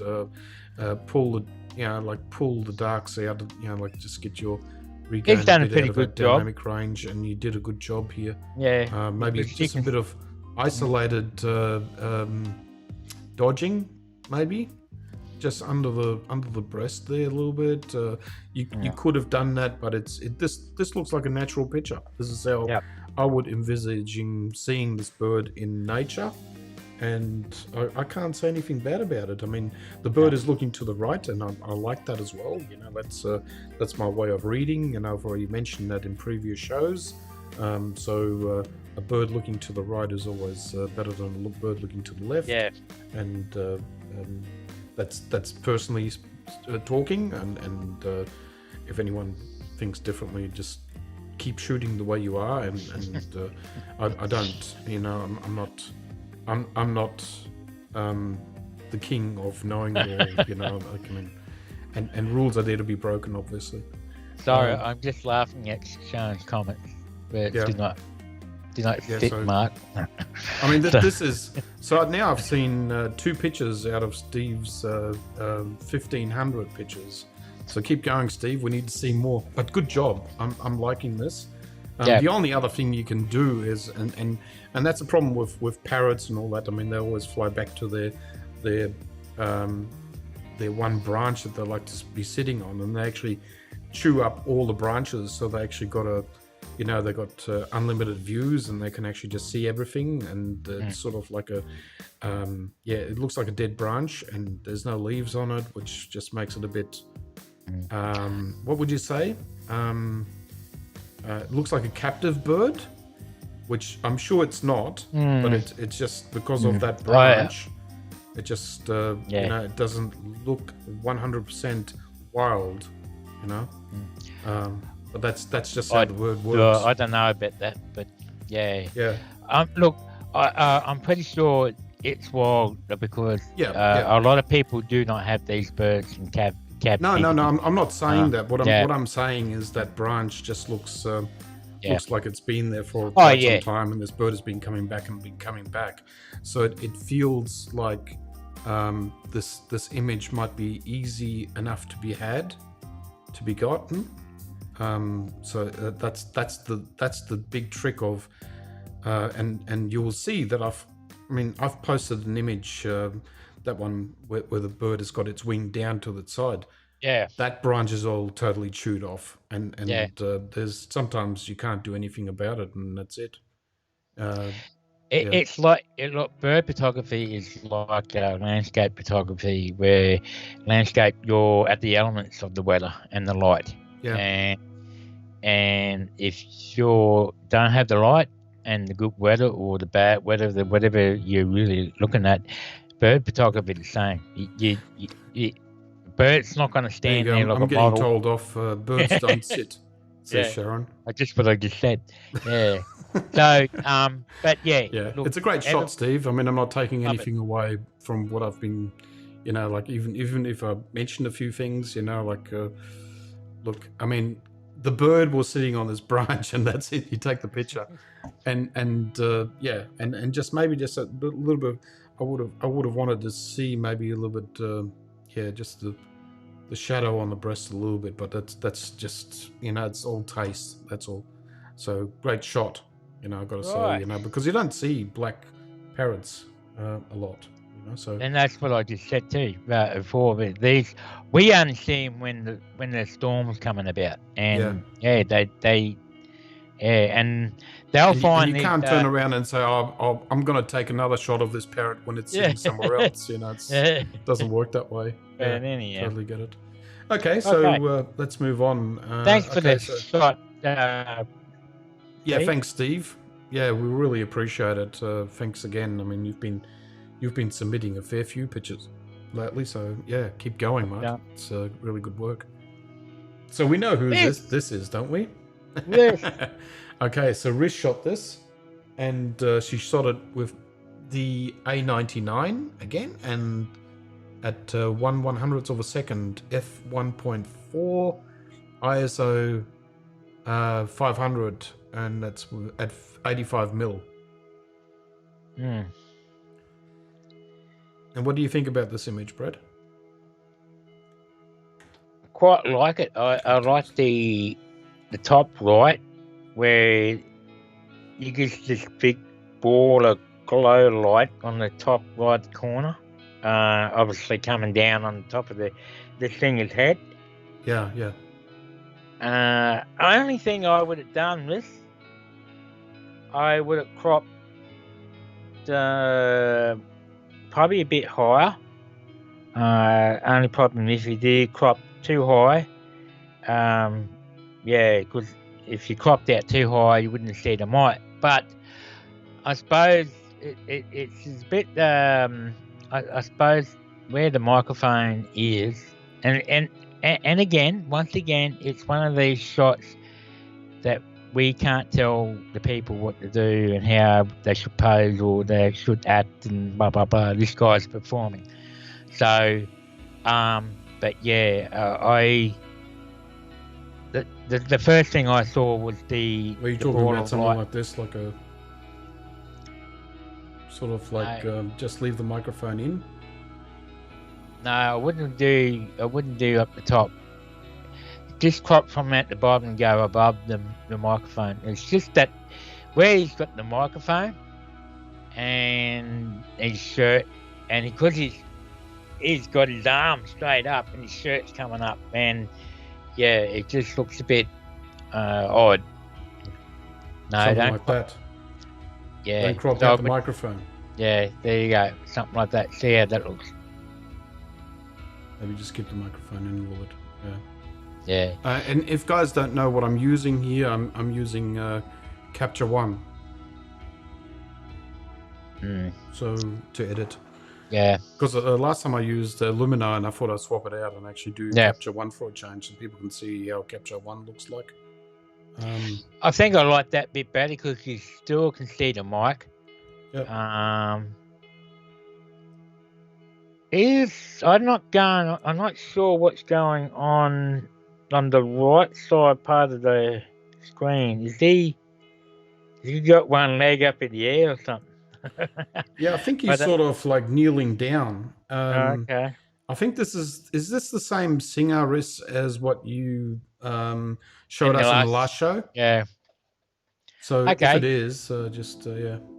Yeah, he's crashed now. So, look, yeah, I just wasn't really sure about the crop. I think what Mark did probably a bit better, but now that you explained it, he crashed to his knees in that pose. So he's crouched down, yeah. Yeah. But it's just a if you want to go into details, I would have wanted maybe his head showing a little bit more, like being a little bit more forward, just so you see his eyes a little bit better. But it's just I mean, you're shooting in the moment, in a concert. You can't direct the singer and turn around and tell him what to do. Like you're just firing away. Out. I think that's a speaker in the background there, Brett, sitting on a chair. That's a speaker. Yeah, it's actually sitting up on a chair. But look, anything else, I don't see.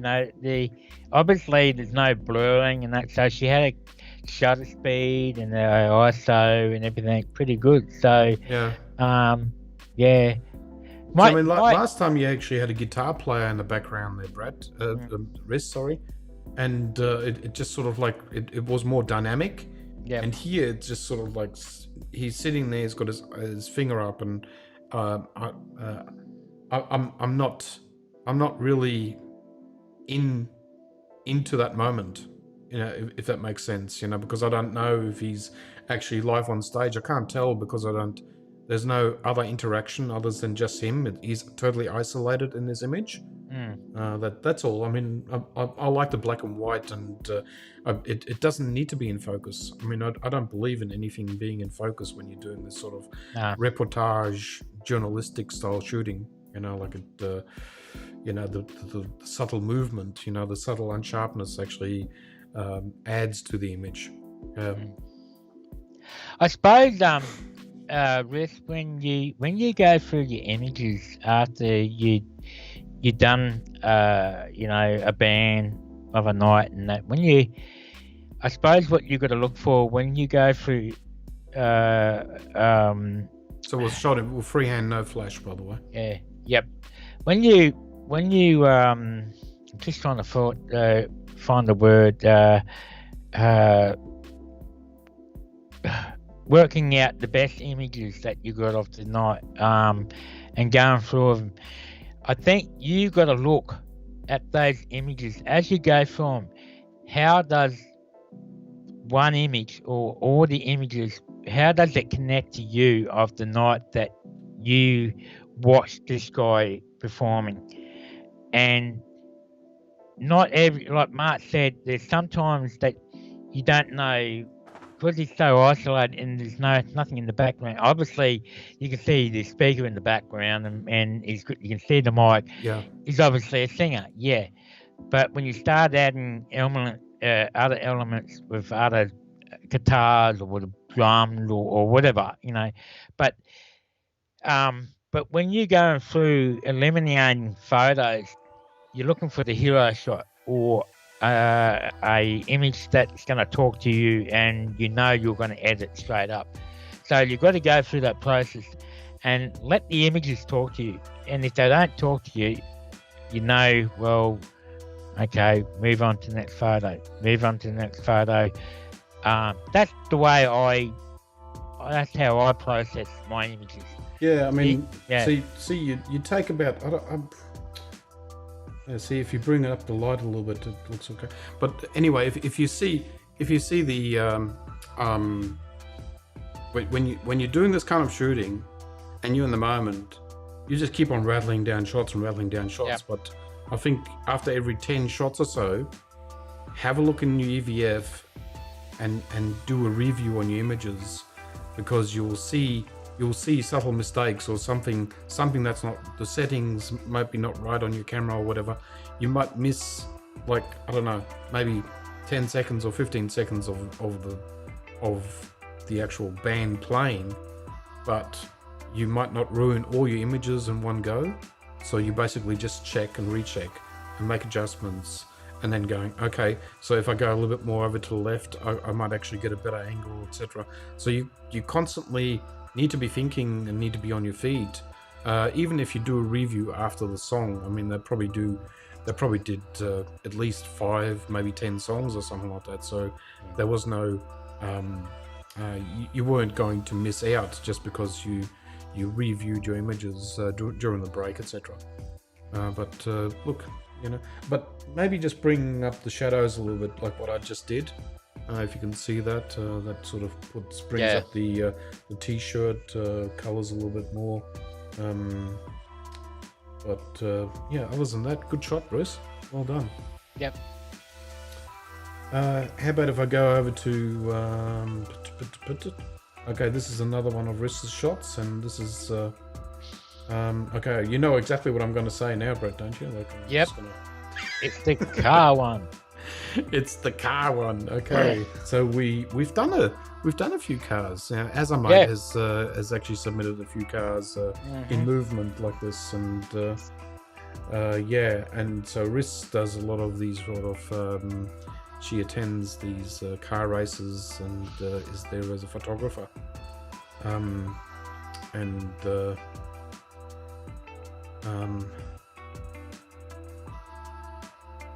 Oh, okay, so Riz just says, I can't recall what grabbed me with this one, but the one before and after was plain and mare. Okay.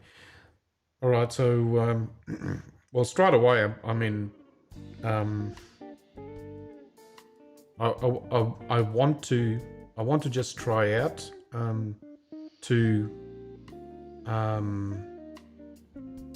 do I do that with this program? Well, I want to swap it over, right? I want to flip it. I can't remember. I don't think where it is here. Yeah, I can't remember. I've never had. There is a flip. Yeah. Just go to what image. is it? Go to image. No, it's definitely in here somewhere. I know I roughly know where it is, but it's anyway. What I would do with the image is I would flip it to going to the right, and maybe you want to try and see what that looks like. I know the racetrack is going from right to left, and it's you know you shouldn't be doing that. And then when you actually flip it, the driver is actually then on left-hand steering, so it just looks a bit weird that the driver's on the other seat. But maybe just try it out and just see what it looks like. Other than that, what do you think, Brett? Is it the hatch is a little bit? No, I quite like it. I mean, the driver's on the right-hand side. Yeah, of course, yeah. I'm just saying, if you flip it, you'll be on the other side. Believe it or not, you know. So. Well, that's true. But look. As I know with Riz, that she's one of the girls that gets her chance to shoot these cars in the V8 Supercar series when they come up to Queensland and that. So, I think by now she would have a lot of experience panning her camera and so forth. This shot, it doesn't seem like the foreground, like it seems the car, you can tell the car is going quite fast. It makes it look like it's going fast. The background is probably not half as much. So I like a bit more blur in the background. Which means, and it's very hard to do to get it right, you know. Like I mean, if you want the car pin sharp, you know, even with the rotating wheels, you got to drag your shutter. Yeah. So what did we say it was actually shot at? Riz, you didn't give me any details about this car, so but anyhow, shoot details. And as you said, panning practice. Yeah. And it takes, believe me, and as Riz would know, panning is not easy to do. You got to have the right settings and everything. It's practice and practice over and over again. So she's pretty much nailed it. I just would have liked to see a bit more. All I can say is, I just would have seen a bit more blur. The image is sharp. I mean, it's spot on. I can see everything spot on and sharp and nice. I just put it right with a bit more blur, I think. So I mean, I've seen amazing images like in Formula One, but you see the race cars, but they were shot from the inner circle and shooting into the crowd. Yeah. And you just see this car, and you just see all the colors because everyone has got different. Different jackets on and all that, and then you see the Ferrari red and God knows whatever else, the Renault yellow and God knows what, and then you got this panning happening. It just looks mind blowing, and it's just a matter of practice and actually just being in a right position. I mean, at the moment, without an audience, like, it's very hard to actually Yeah. get any people into the shot. But if you got a lot of background in colored background, Yep. it just looks amazing. Like, I don't know if you remember that picture in the Sony competition that was a runner-up. It was a horse race. Yep. And when you look at that image, you will see all these colors, all that sort of, all these lines and all that amazing stuff happening there.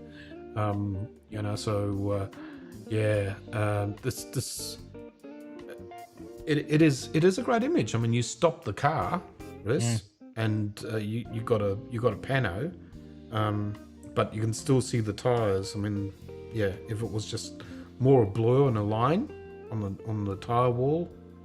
I'm talking about the tire wall, Brett. Yep. By the way. Yeah. Well, she's saying great. it's 125 per second f 5.6 ISO, 100 ISO, Sigma 160 5500. Yeah, you just got to push the shutter speed a bit more. Drag it a bit more. Like, what's the next one down? 100. 100. And then you go down to 80. 160, 180. I mean, it's just, I mean, you these cars just do lap after lap after lap, and you can sort of like dial in your camera and try it. And you'll get to the point where you're, when you look into the EVF, you will see when the car's not sharp anymore, and you're, like I guess the more you practice, the more stable you become, and the more you can actually drag your shutter speed, and you will get the panos right, and even at 160th or 150th or 140, you just keep on cranking it down until it becomes just not right anymore, and then you give up, but it's a bit like like us operating and a surgeon operating, he's just got all these stable hands, and you can just do better, like tiny work than what we can, so it's just a matter of just practicing and getting, like, stabilizing your arms and just getting strength into your arms and being able to just rock steady hold this camera and panning it. Yep. Yeah, well done. Okay. Anyway, Riz. How many? We've got 2 more engines. Yeah, there is. What else have we got here? Let's see. Okay, we've got 2 more animals. Thanks for the images there, Riz. So, John, this is John Gatsby's image, and it's obviously, what are they called? Minor birds? Yeah, minor bird. Yep. So it's just a minor, and when I say just a minor, it's you see, they're very prolific here in Australia, so you see them everywhere. And this is the bird is looking to the right, which is great. The sun is hitting the bird from behind, so the bird is in shadow. Yeah. Which is it's a complication. You want to get more light onto the bird from the front. So when you are shooting birds, always suggest to yourself to actually have the sun in your back, and also have the wind actually coming at you. That's another trick, guys. The wind is actually blowing away from you towards the bird, because when the bird lifts off, the bird always lifts off into the wind, into the breeze. So when the bird, you want to catch the bird when it wants to fly off the branch. Make sure the wind is actually blowing straight at you, away from you towards the bird, because the bird will fly towards you. So you'll get a head-on takeoff from the bird. Just it's just another trick.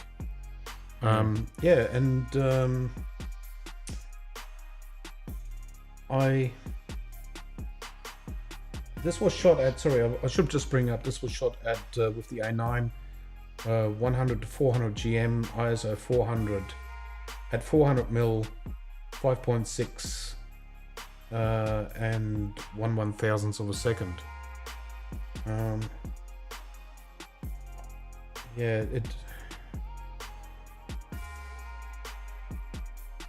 yeah, if you would maybe, it's always tricky to close down your aperture and getting enough light in. But you could have pushed your ISO, John. You could have gone up with your ISO a little bit more, because I'm just looking at the tail feather on the bottom, on the end, and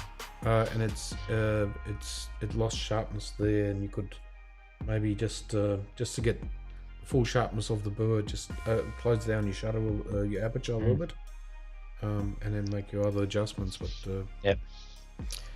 what do you think, Brett? Well, John, as always, you do pretty good bird photography and all that. I wish I had these longer lenses so I could do. And there was, when I get around to it, you'll see the reason why I've been trying to get hold of a longer lens. I've been trying to get some shots lately every time I go past somewhere. Well, next time we go out, Brett, you can steal my 200-600, right? But anyhow, look, John, what I would have probably done, I don't see nothing wrong with the shot or anything. We all know how with birds and that they don't pose for us or anything, and we just got to move ourselves around and find as quickly as possible without disturbing them too. But I think what I would have done, I would have raise the exposure up a bit, and either just raise the exposure up a bit and get more fill light behind the bird, because he's obviously backlit. But if you kept the way you got this one now, and then just get a radio filter in editing and put a radio filter around him and just bring the shadows out a tad, or about half a stop, so you can if you go too far with that, you're going to be ended up more light in front instead of the back, because everybody can see it's a backlight, it's a backlit shot. But it's just techniques, I think. I mean, I think John, you're at a point there. You know what you're doing. You know what you're saying.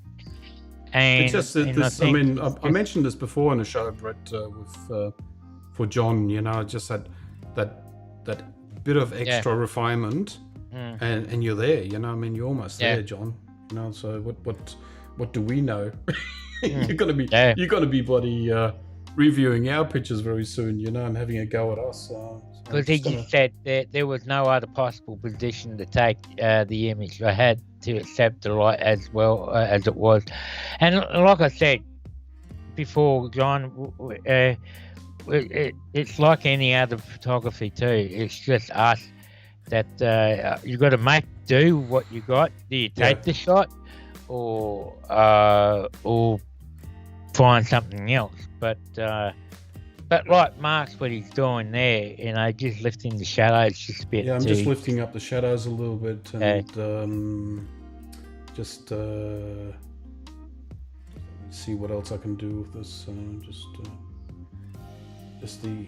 Because I'm working on another screen that I'm not used to. I can just bring up the sharpening a little bit more.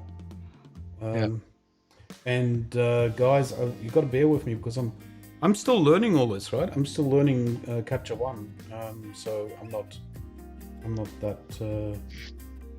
that super duper with it. But so you got to be careful that you don't do an overkill with your sharpening and all that, like what I'm doing here. But I'm just trying to show what this image can look like if you push it a little bit more.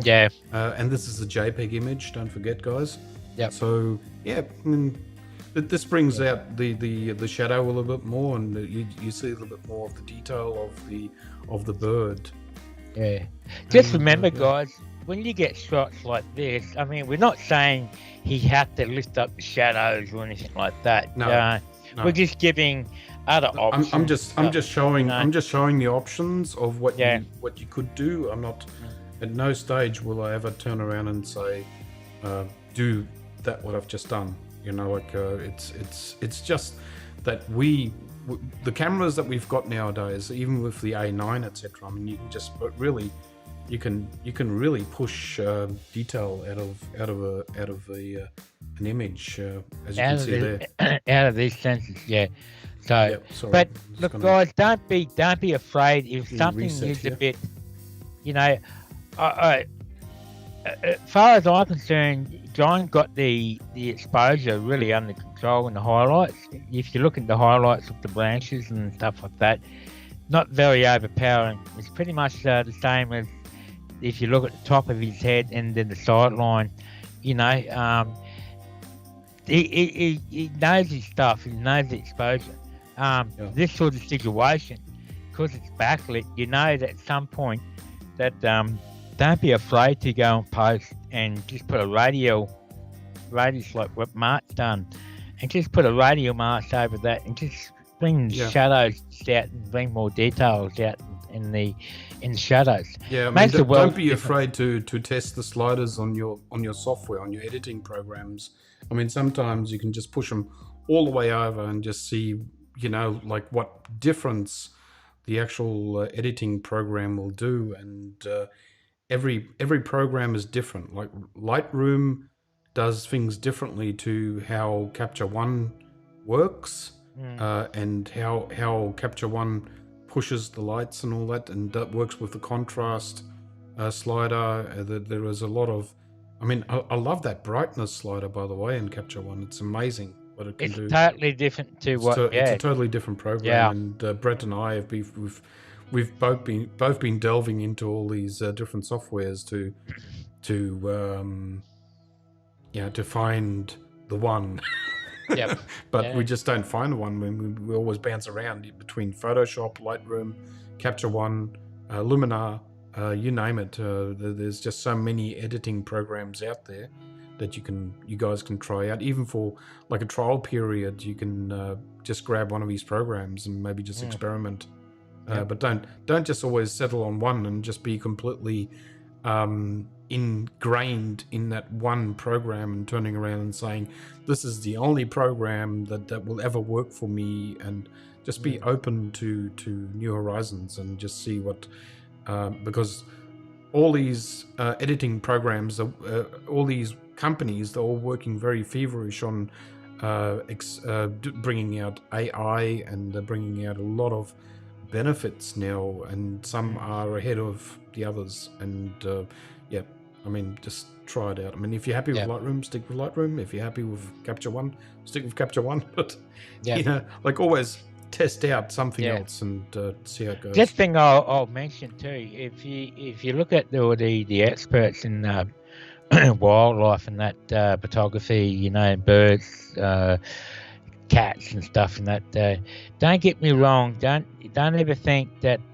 you know, they walk away with you know, they will walk away with similar shots like this, but they will edit the photos to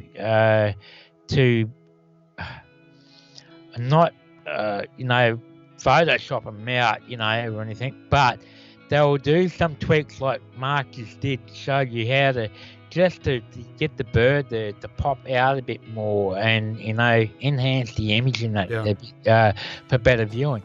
I mean, I don't want to go into too much detail when it comes to editing. Like again, we also do one-on-one workshops with software.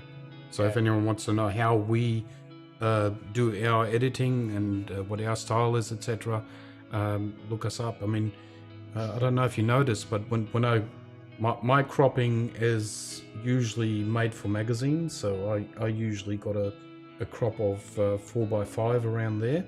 So as soon as you grab the corners, Brett, you grab one corner and straight away it just jumps into that crop. Yeah. Just so people know. So anyhow, Mark's got the next image up. So I've already done it, and here's John. Thanks very much for that last picture, John. Yeah, thank you. It's a great shot, you know. And again, you know, it's just a matter of just practicing and being out there and working on your technique. And I don't know. Did I tell you that, Brett? I was out in when was it? On Thursday. I was out in full rain with my 200 to 600 A9, and I was shooting swallows. Like I was standing in rain and with the camera, and it was it was pouring. Like the whole cameo that I've got on my 200 to 600 was soaked. I had to take that off, and I just wiped it all down with a towel, and it was all good. But yeah, I'm a complete nutter, like when I want to go out and shoot and practice, I don't care if it rains. I just put a raincoat on, out I go. Lauren, I wasn't with Mark that day. Yeah, he was on his own. Yeah. He told me, rang me up. When I go out in the rain, I don't ask people to come with me. He told me he was out in the rain and he had to take all the camo gear off his lens and it was soaking all underneath it. And, I was actually there on my sink, and I took the cameo off and I ringed it out. I ringed out the cameo. And I just got a towel, wipe down the camera. I mean, don't forget, guys. Usually with our Sony cameras, and I don't say go out there in the rain and shoot with it, and if you're not feeling comfortable. But if you got the plastic cover on the hot shoe, and if you're not got the camera sitting with its bottom in standing water, you'll be okay, But if something goes wrong, I don't give guarantees. So that's up to you guys. But because I'm a professional photographer and I've got insurance, if something happens to my camera, I send it in, get it done, and that's it. But I like pushing my cameras, but I'm not recommending anyone else should do that. Yeah. Okay, so on the next image. Put a shower cap on. We're 11 minutes over 2 hours. So yeah, I always put a shower cap on my head. I don't put that on the camera. Now, the other thing with the shower cap is you've got to be careful that the water doesn't get trapped inside the shower cap. So if water seeps into the shower cap and then the water sits in there and it actually gets onto the camera, you actually got sitting water that could hypothetically seep into an A9 or something like that. I mean, the newer model cameras like the A7R4 are well sealed. I mean, they've got much more sealant on the bottom than what our previous camera bodies had. But again, it's look, I mean, just take all this with a grain of salt, guys, because I'm not guaranteeing your camera gear. Right. So, like I said, we're 11 minutes us out for over. a second here, Brett. So we need to get on to this last image. Oh, look at this. Already 21:12. There you go. Already promised everyone it's going to be over 2 hours. But again, this is another shot of John's. And again, he shot it with the A9, with the Tamron 70 to 180, the f2.8, ISO 100 at 121 millimeters, f5.6, and 1/320th of a second.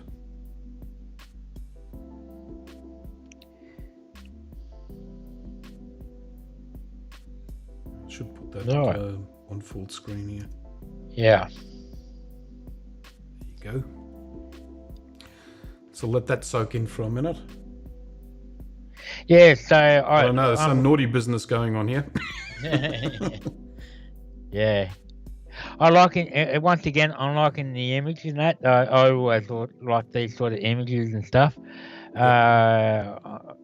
What are these, like the water dragons, are they? Gazimo, what do you call them? They got a name, these particular lizards, just by the shape of their head and their body. Once again, the light is a... Yeah, so John says they were he thinks that they were warming up on the sun. Yeah. Rock. Yeah. Laganis or something, are they? Yeah. I think just the timing of the lighting was a bit wrong on this one because it is harsh lighting. Yes, I know they're out there standing on the rock, obviously midday, because later on the light, the temperature sort of starts to drop. So don't have much choice in that. So I just would like the lighting to be a bit more less harsh. So you just got to make do the best what you can do. Other than that, no. Probably the only thing I would have done is darken the bottom down a bit, the bottom part of the frame, just to lead the eye back more at the highlights of the on their heads, and leave sort of a gap. I mean, there is a bit of shade where the curve is the rock down below, but there's a lot of light coming off the left-hand side of the screen and coming towards over the right. So I think in these sort of images, if you play around with lowering the highlights and play with darking and dodging and burning, if you know how to dodge and burn, that can change the image quite a bit, and even just changes your temperature slider. Yeah, exactly. Yeah. So and I'm sort of just trying to make some adjustments here, so as you guys can follow. So basically, Brett is just explaining it all, and I'll just do my thing here. Yeah. And I'm just going to bring up the just the shadows a little bit of the tomatoes. It's an interesting shot, but don't forget, and like you just, as you know, John, you can't help what time of the day these were in the lighting. You just got to deal with it. And as I just suggested, even if you're not posted, you can change the temperature of the daylight and warm it up a bit, maybe, or cool it down to whatever you're liking, and just get a bit creative with it and try some ideas. Yeah, I mean, I think a lot of people they don't do isolated work, maybe. Yeah. In the editing. Yeah. And sometimes that's where the edge is, where you actually can, if you can manage to understand your software a little bit and just do that sort of work where you can actually just bring out isolated details. I probably wouldn't even go any further on that. It's sort of like, I mean, there's still shadow. We still want to make sure that you will see the shadow in this image. But I don't want to go too far with this. And I'll just go back to my layer, and so here you will see the before and after. I'll just move the slider and you can see where I came from and what this image would look like before. There should be a bit of more difference here, but so I'm just bringing out a little bit more light on the dragons. Just a shadow. Just bring the skin. Just being able to see all the different colors and the wrinkles, and just pushing that little bit of detail. Is sort of like interesting. Yeah. I mean, the background doesn't worry me too much. The rocks and all that, and the shadows there. It's blurred anyway, so it doesn't really matter. Yeah. And the focal point is on the Komodos. Or are they Komodos? Yeah. No. What are dragons? Iguanas. Okay. Yeah. So it's just subtle raising of the shadow. It's not much. I didn't raise it much. No. And you'll just sort of see them coming a little bit to life as well. Yeah. At 9 a.m, you think the light would have been not that harsh. Because the light sort of seems like it's coming straight down above them, But like I said, I would just change the temperature slider and warm it up a bit, and and that'll change it much. Get rid of that white. You see, when you got harsh light, you get a lot of white. But are you talking about the Kelvin, or are you talking about the actual saturation? The Kelvin of the exposure.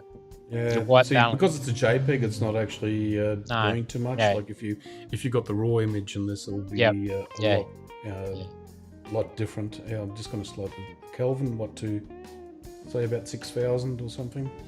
Yeah. On But there. yeah, See that? because when you look at it, because they are on the rock, and they're obviously, everybody knows these animals are cold-blooded. They're on there to get warmth from the sun and from the rock, and the lighting is way too white, and by warming that exposure, your white balance up a bit, it'll make it look like, oh yeah, it sort of fits with it, because you know that they're there warming their bodies up. So yeah. I mean, well shot, John. I mean, it's there's just that little if you want to get the full dragon in the tail, but it's not that relevant. I mean, I think the cropping is good. I mean, if anything, maybe I would have maybe given up a little bit on the left-hand side and moved over the actual shot a little bit, opened it up towards where the dragons are facing, or to the side, sort of give them a little bit more space there on the nose, like maybe another, I don't know, another inch or so, just a little bit more. But other than that, I mean, it's a great shot, you know. So yeah, well done, John. And it's balanced. It's sort of like balanced between highlight, shadow, and then shadow up the top. So, I mean, as you can see too, I mean, we are making adjustments, and so you got the shot right. We're just making slight adjustments in post. So it's you know, like you haven't done anything wrong in your actual shot. You know, it's just, you know, just the editing a little bit more, and you're there. Yeah. You know, but that's my taste. You know, again, you know, and, you know, and once again, I got to stress that, you know, all the time, because it is just, you know, it's our taste that we are showing off here when we are talking about this. And John, you've got different tastes altogether. I mean, we all eat different foods, and everyone has got their favorite food, and you know, it goes the same with photography. You know, it's the same thing. That's exactly right. So, yeah. And you might be thinking that, gee, Mark is killing this image. Yeah. You know, so, but and they were very subtle changes, you know, and so forth. And it really. So that's the before, and this is the after. So we're just bringing more life into the animals, basically. You know, more color, and that's all what we're doing. Yep. John. Yep. So it's not taking anything away from your actual shot. You know, it's a great shot. Yeah, and Brett, I think we're done. Yeah. Thank you very much, everyone, for submitting thank you very much, your images. Everybody. And really look, appreciate guys, it. You know. Look, guys, if you got some really stunning images that you want to share with us, and if you want some artistic opinions, how we can show you how you can improve the landscape or whatever, send them in. We'll show you. We'll give you ideas and options that what you can do. Yeah. But the main point, just take everything that we're saying with a grain of salt, because we are not. We're not. I mean, no one in photography is actually a professional. You know, it's all in the eye of the beholder. And when you see Van Gogh images and his paintings, and they changed over the years, and you know, like, I mean, he loved his images, and there are some people that don't love his images, and some people revere his images. So it's you know, it is your liking, and if you like images that you've shot, you should. If you've got images that you really, really love, I strongly suggest that you think about printing them. Maybe not in a book or whatever, but maybe just printing them and hanging them up, because, you know, like, you will, the images will come to life when you hang them up, when they're printed, and you've got something to be proud of, and you can show off when people visit. Absolutely, you know. And another thing on top of that, when you see your prints come to life, and you see it physically, you're not seeing the image on like what you're doing, what you guys are doing now. You're watching the screen, you're seeing it on the screen. But when you see an image that you shot and it's physically on print, doesn't matter what medium that you use, it is very rewarding. So it's worth it. So yeah. But then absolutely. Get stuck into it, guys, and we'll see you guys next week again for more of this stuff. And we are looking forward to seeing submissions as well. Yeah. Because without you guys, we can't really get into these kind of reviews, and we'd love to see our pictures and see how everything is getting improved. And there you guys, go. John said he does print images. That's good. Fully That's agree, he good. says. Yeah, so yeah, good on you, John. Yeah. So anyhow, thanks for everybody joining us live. Yeah, it was another long one again, as usual. I mean, not as long as Peter Gregg. I don't know if anyone watches Peter Gregg on YouTube. Peter Gregg, yeah. I think his last show was something like 6 hours and 20 minutes or something. So yeah. Live show. So and I can understand that too, because he when he goes into that little section where he shows off other people's live shows and stuff, and we've got to mention. So that's twice. We've already been mentioned twice by that Greg in here. So anyhow, yep. And the last say goes to Sharon. Art is subjective. Photography is an art form. An open mind is essential. That's correct. And guys, with that, and John saying thanks again. With that, we're bushed. We're going home now. Pack your things, Brett. We're going out. I thought we're going for the sunrise, don't you? We have to be up at 4 a.m. Okay, guys. So happy shooting, and we'll see you next weekend again. And until we see you again. Have a good one. And Brett is going to mention something about the photo walk in the group when that comes up. Yeah. All the best, guys. And it's night from me and it's night for him. And keep on shooting. Take care. Take care, guys. See you all later.